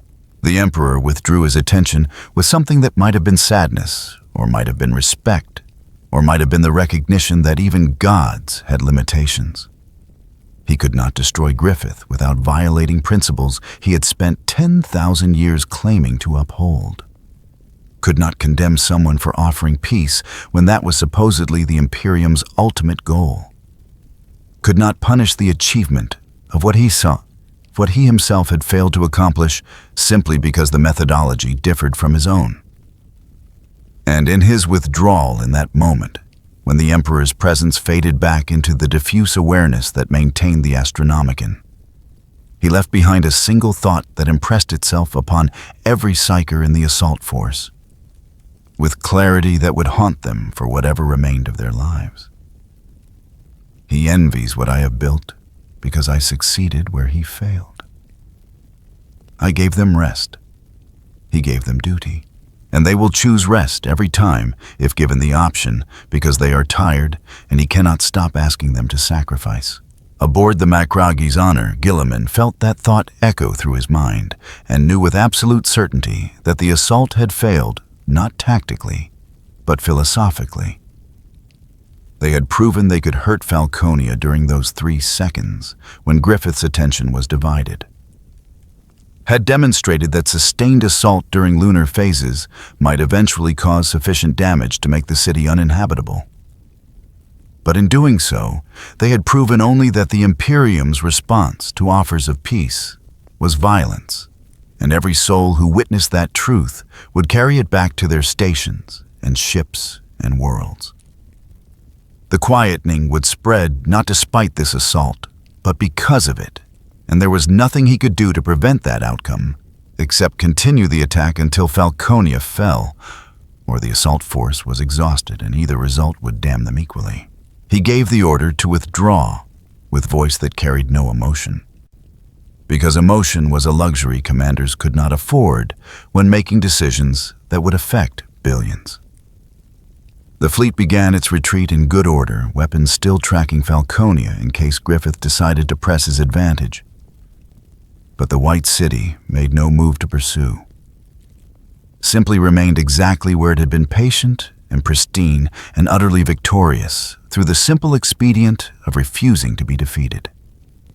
And as the Imperial forces departed, as ships activated their warp drives and fled back toward stations where they could report their failure to higher authorities, one figure remained behind. Guts had launched from a boarding craft during those 3 seconds. When Falconia burned, had used the chaos of the assault to achieve what no amount of stealth could have provided, and now stood in the plaza holding the Dragon Slayer with both hands. While Griffith watched him with expression that combined recognition and something that might have been pity. They stood perhaps 10 meters apart, warrior and Saint Rage given form, facing peace, made manifest, and the entire architecture of Falconia seemed to hold breath, waiting for what would come next. Because this confrontation, unlike the assault that had just failed, was personal, was fundamental. Was the collision of someone who refused to surrender with someone who had achieved victory through surrender, and no amount of imperial firepower or theological doctrine could determine its outcome. Griffith spoke first, his voice carrying across the plaza with clarity that needed no amplification. You followed me across dimensions and through death itself. You carried hatred through the warp when warp energies should have consumed you.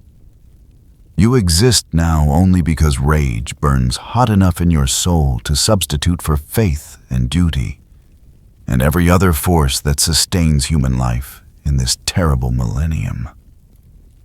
He tilted his head, winter sky eyes studying Guts with attention that missed nothing. I am genuinely curious. When you kill me, if you kill me, what will you have left? What purpose will sustain you when the pursuit ends? Guts' response was to raise the Dragon Slayer and charge because words had never been his answer to anything. And rage required no justification beyond itself. The blade descended with force sufficient to split stone, and Griffith made no move to dodge or defend. Simply allowed the strike to land, and the Dragon Slayer passed through him without resistance, through space where his body should have been, but somehow was not, and Guts stumbled past his target to fetch up against white stone that was suddenly unyielding where moments before it had seemed almost fragile.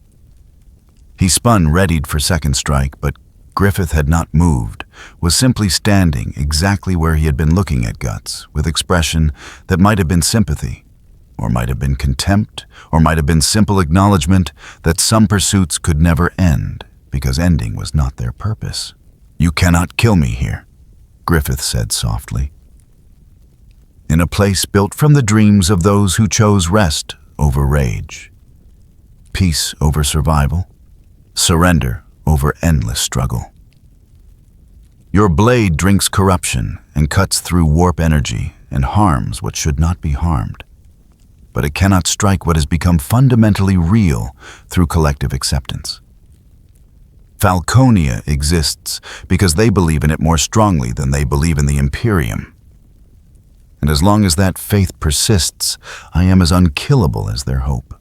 Guts struck again and again and again, each blow landing with force that should have shattered reality, and each time the Dragon Slayer passed through Griffith without effect through space that seemed solid until the blade arrived and then became less than air.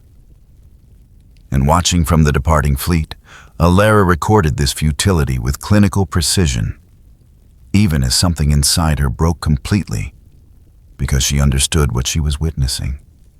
Guts represented everything the Imperium claimed to value: refusal to surrender, determination despite impossible odds, rage against the dying of the light. And he could not touch Griffith, could not harm him, could not even force him to acknowledge the threat, because Griffith had won not through strength, but through offering something stronger than any weapon. He had offered rest, and humanity had accepted, and no amount of rage could undo a choice that people had made with full awareness of consequence. The assault had failed. Guts had failed. And the Emperor's brief awakening had confirmed what all of them had feared. Griffith was not the enemy. He was the alternative they could not defeat, because defeating him required becoming worse than what they claimed to oppose. The Emperor had not moved in 10,000 years. His withered form sat entombed upon the golden throne, sustained by technologies so ancient, their principles had been forgotten, fed by the daily sacrifice of 1,000 psychers whose souls burned like candles to fuel the consciousness that guided humanity through the darkness of the warp. His mouth had not spoken. His eyes had not opened. His hands had not lifted from the armrests that bound them in place through a combination of sacred mechanism and sheer impossibility of alternative.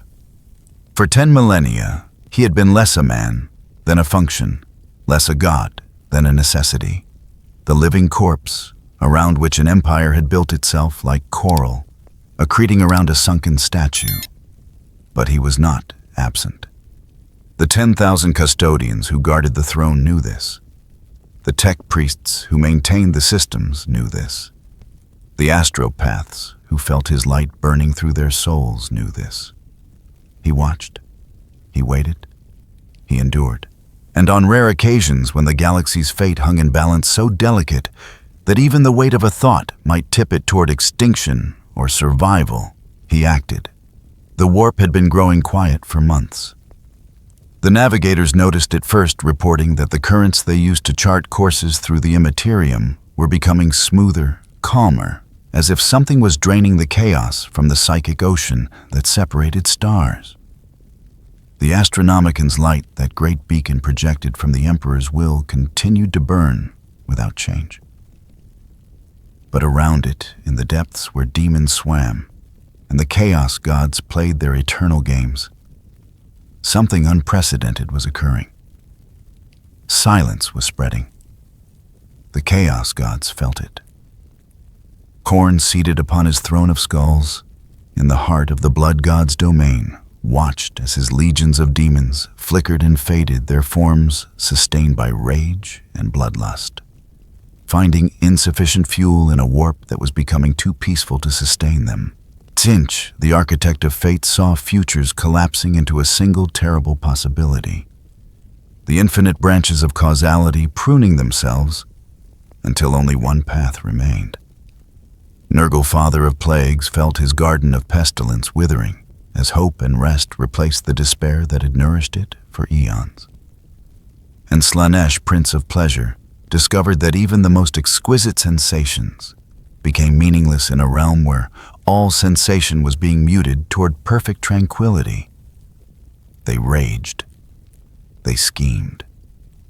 They attacked the white silence that was spreading through their domain like frost across a window.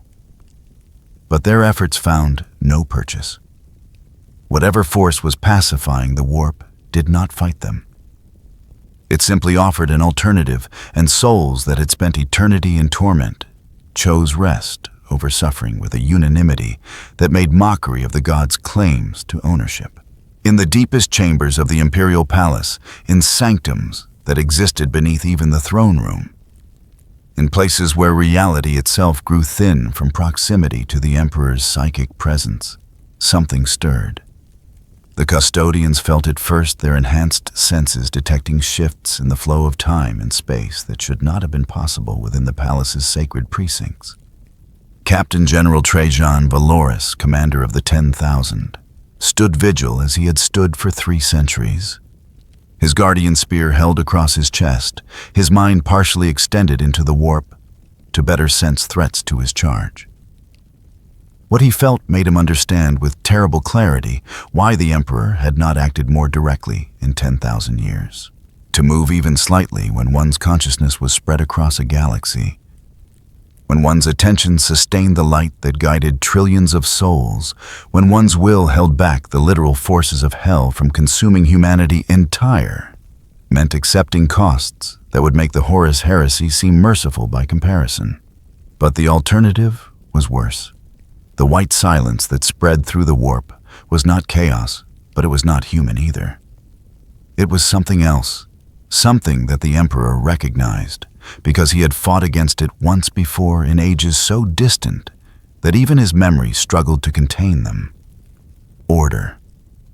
Not the ordered disorder that humanity required, not the structured chaos that allowed for growth and change and evolution, but order absolute, peace perfected, silence eternal. If it consumed the warp entirely, humanity would be safe from demons. It would also be safe from hope, from joy, from ambition, from every quality that made humans something more than automatons following programmed patterns. The white silence was not corruption. It was not death. It was something far more insidious. It was the end of becoming the cessation of all possibility, the transformation of life into a static tableau where nothing could ever change again. The Emperor had tolerated its growth because he had thought humanity might choose. It willingly might decide that 10,000 years of war were enough and rest was worth the price. He would not have agreed with that choice, but he would have accepted it as the expression of human will. But now, he understood what Inquisitor Alara Vorn's reports had been trying to tell him, what the Conclave of Shadows had documented with mounting horror. This was not a choice. It was seduction. It was the slow erosion of will through exhaustion, the gradual surrender to inevitability disguised as salvation. Griffith. The name resonated through the Emperor's consciousness like a bell struck in a cathedral, clear and pure and absolutely wrong. Not a demon, not a Xenos, not even truly an enemy in any conventional sense. Simply a reflection, a mirror held up to humanity's own despair, given form and voice and terrible compassion. The Falcon of Light was showing humanity exactly what it claimed to want, and in doing so was demonstrating that what humans said they wanted and what they needed to survive were not the same thing. The decision required no deliberation. The Emperor had made harder choices. He had killed sons he loved. He had consigned worlds to death. He had built an empire on bones and faith and necessary lies. What was one more sacrifice, one more act of cruelty disguised as salvation, when the alternative was the extinction of everything humanity might yet become? Deep within the Golden Throne, in mechanisms that had not engaged in 10 millennia, something activated. Power that had been held in reserve, hoarded against emergencies so dire that they had never quite materialized, began to flow. The Astronomican's light, that steady beacon that had guided humanity through the warp since the Emperor's enthronement, flickered. Across the galaxy, navigators screamed in their sanctums as the light they depended upon wavered. Ships translating through the warp found themselves suddenly blind, their paths uncertain, their destinations unknowable. And then the Emperor opened his eyes. It was not a physical act. The withered corpse upon the Golden Throne remained motionless, its dried eyelids sealed shut by 10,000 years of immobility. But in the warp, in that realm where thought was substance and will was law, the Emperor's consciousness ceased its passive vigil and became active presence. The psychic pressure was instantaneous and absolute. Every psyker in the Imperium felt it simultaneously, a weight descending on their souls with the force of a falling mountain. Thousands died instantly, their minds crushed beneath a tension too vast for mortal consciousness to contain. Thousands more went mad, their sanity shattered by contact with a will that encompassed billions of simultaneous thoughts. But the ones who survived felt something else beneath the terrible pressure. They felt fury, not the mindless rage of Horn or the petulant anger of thwarted gods. This was the anger of a father watching his children walk willingly toward oblivion. This was the rage of a guardian who had sacrificed everything to protect those he loved, only to see them choose comfort over survival. This was the wrath of an emperor who had endured 10,000 years of agony so that humanity might live, watching that humanity decide that living was too painful to continue. The white silence in the warp encountered this fury and recoiled. For the first time since Falconia had manifested the spreading peace, met something it could not absorb, could not pacify, could not convince to rest. The emperor's consciousness was too vast to seduce, too old to deceive, too committed to humanity's future to accept its present comfort. Where the white silence offered rest, the emperor offered purpose. Where Griffith promised an end to suffering, the emperor demanded that suffering continue, because the alternative was worse. The two forces met at the boundary between the Eye of Terror and real space, at the precise point where Falconia hung suspended between dimensions. Reality screamed, the materium and the immaterium. Those fundamental divisions that separated the physical from the psychic blurred and merged and tore apart again in cascading waves of impossibility. Worlds across 3 sectors reported phenomena that violated every law of physics and metaphysics simultaneously. Gravity reversing time, flowing backward, colors that had never existed. Sounds that could be tasted, thoughts that became briefly visible as golden light or white frost, depending on their origin. In Falconia itself, the perfect white towers began to crack.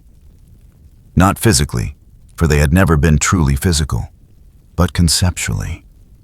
The idea of the city, the promise it represented, the hope it offered, all of these began to fracture under the weight of the emperor's rejection. Millions of souls who had found peace within its impossible boundaries felt that peace shatter like glass, felt themselves being pulled back toward the reality they had tried to escape, felt the weight of duty and war and suffering descending upon them again with redoubled force after their brief respite from its burden. Inquisitor Alara Vorn stood in the central plaza of Falconia when it began. She had returned to the White City 3 times since the Sermon of the Falcon, each visit authorized by the Conclave as part of her investigative mandate. Each visit bringing her closer to understanding what Griffith truly offered and why that offering was so dangerous. She felt the Emperor's attention like a physical blow, felt her knees buckle as psychic pressure crushed down upon every soul in the city. Around her, millions fell, their faces contorted, not in pain, but in something worse. In the anguish of people who had tasted peace and were now being forced to remember why peace was impossible. The white stone beneath her feet began to crack, not breaking apart, but becoming translucent, revealing beneath it the churning chaos of the warp, the writhing madness of the Imperium that Falconia had been holding at bay through sheer force of presented alternative. Alara could see demons gathering in those depths, could see the chaos gods watching with expressions that might have been triumph or might have been horror as the sanctuary that had sheltered millions began to collapse. Griffith appeared at the center of the plaza, and for the first time since Alara had witnessed him, he looked uncertain. Not afraid, not even particularly concerned, but uncertain in the way that a master strategist might look when encountering a variable they had not fully accounted for. His winter sky eyes turned upward toward the sky that was no longer white, but fragmenting into 1,000 competing colors as the warp bled through reality's wounds. He spoke, and his voice carried across the collapsing city with the same clarity it had always possessed, though now that clarity seemed fragile, as if the words might shatter before reaching their destination. So, the Father wakes? It was not a question. It was acknowledgement, recognition of a force he had known must eventually manifest, but had hoped to avoid confronting, until his hold on humanity's hope was more complete. Griffith had gambled that the Emperor would remain passive, that 10,000 years of silence would extend to 10,001. He had been wrong. The The golden light that was the Emperor's psychic presence manifested in the sky above Falconia like a second sun, and where it touched the white structures, they began to dissolve. Not burning or crumbling, but simply ceasing to be their existence, negated by a will that refused to acknowledge their possibility. The Emperor was not destroying Falconia through force. He was denying it through authority, exercising a veto over reality that only he possessed, declaring that this place, this promise, this alternative to endless war, would not be permitted to exist. Millions of souls screamed as they felt themselves being torn away from the peace they had finally found. Alara watched as people around her reached toward the dissolving towers with desperate hands, as they tried to hold on to a dream that was being systematically erased from existence. She saw a Cadian sergeant who had fought for 60 years clutching at the white stone as it turned to light and vapor beneath his fingers. She saw a child too young to understand theology or politics or any of the forces that were destroying their sanctuary, simply weeping because something beautiful was being taken away. And she saw Griffith standing at the center of dissolution, his expression transforming from uncertainty to something that might have been sorrow or might have been resignation. He raised his hands not in defense or attack, but in a gesture that somehow conveyed acceptance, acknowledgement that he had lost this particular contest of wills, even as he had won the deeper war of proving his point. "You forced them back to suffering," he said, and his voice carried a weight of judgment that made Alara's skin crawl. "You deny them rest because you need them to fight. You chain them to war eternal, not because it serves them, but because it serves you. And you call this love." The golden light intensified, and Alara felt rather than heard the Emperor's response, not in words, but in concepts too vast for language, in meaning that bypassed verbal communication entirely, and imprinted itself directly on consciousness.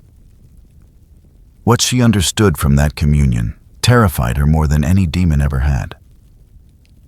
The Emperor was not acting out of love.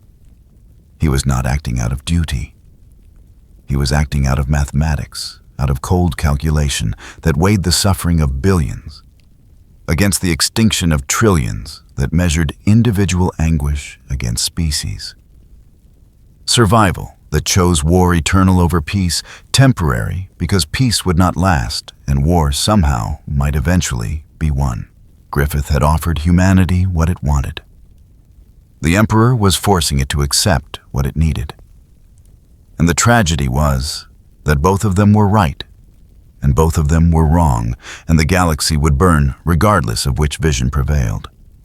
Falconia collapsed inward, the white towers falling toward the center point where Griffith stood, the millions of souls being pulled back through the threshold into the Imperium they had tried to abandon.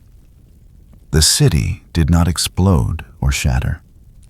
It simply folded reality, rewriting itself, to deny that Falconia had ever existed as more than a psychic projection, a shared hallucination, a moment of mass delusion brought on by the warp's influence and now corrected through the Emperor's intervention.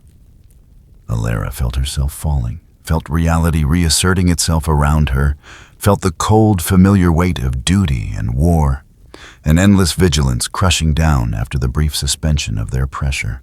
She reached out instinctively, not toward the dissolving city, but toward the only solid thing remaining in her field of vision, a single white feather falling slowly through air that had begun to burn with the golden light of the Emperor's presence. Her fingers closed around it, and she felt warmth and gentleness and the echo of a promise that had been broken, not by those who made it, but by those who refused to allow it to be kept. The feather was real, physical, proof that Falconia had not been mere delusion, but something that had truly existed, truly offered an alternative, truly been possible before being denied. She clutched it as the dissolution completed, as she found herself standing, not in a white plaza, but in the cold metal corridor of the Blade of Testimony, surrounded by her team who looked as shaken as she felt. The transition had been instantaneous one moment in Falconia, and the next returned to their ship as if no time had passed at all. But time had passed, months perhaps, and every moment of peace they had experienced was now being paid for, with interest in the form of remembering what they had lost. Around them, across the Imperium, similar scenes played out. Millions who had walked through the threshold to Falconia found themselves suddenly back where they had started. Their moment of rest ended their duties waiting.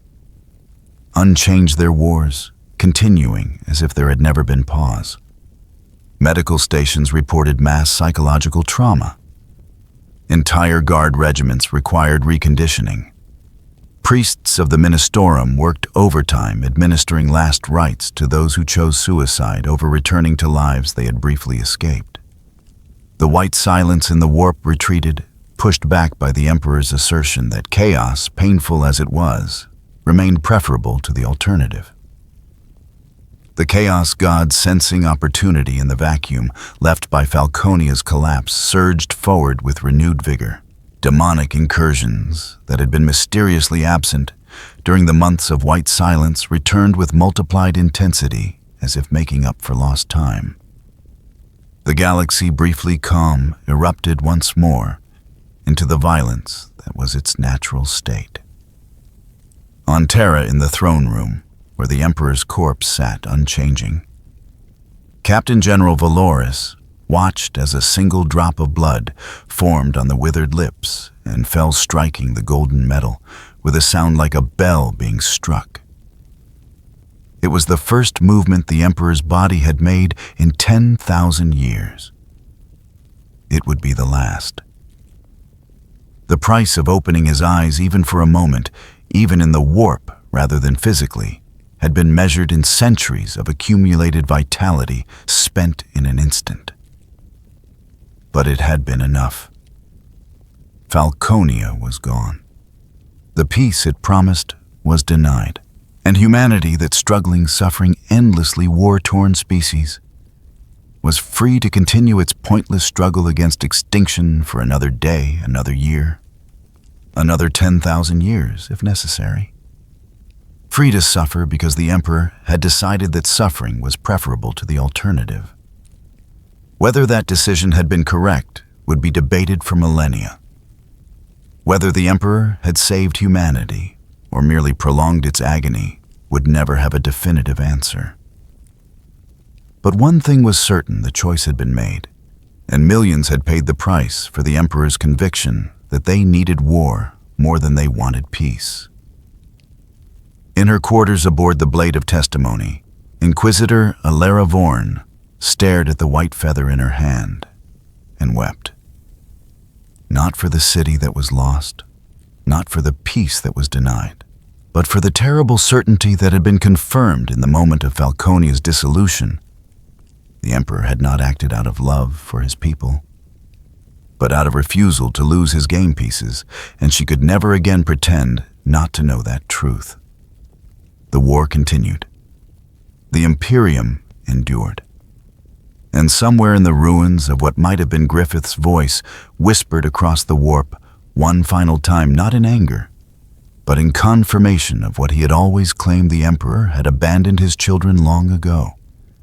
And everything since had been merely humanity failing to accept that abandonment. Peace had fallen. War had returned. And in the grim darkness of the far future, there was once again only war.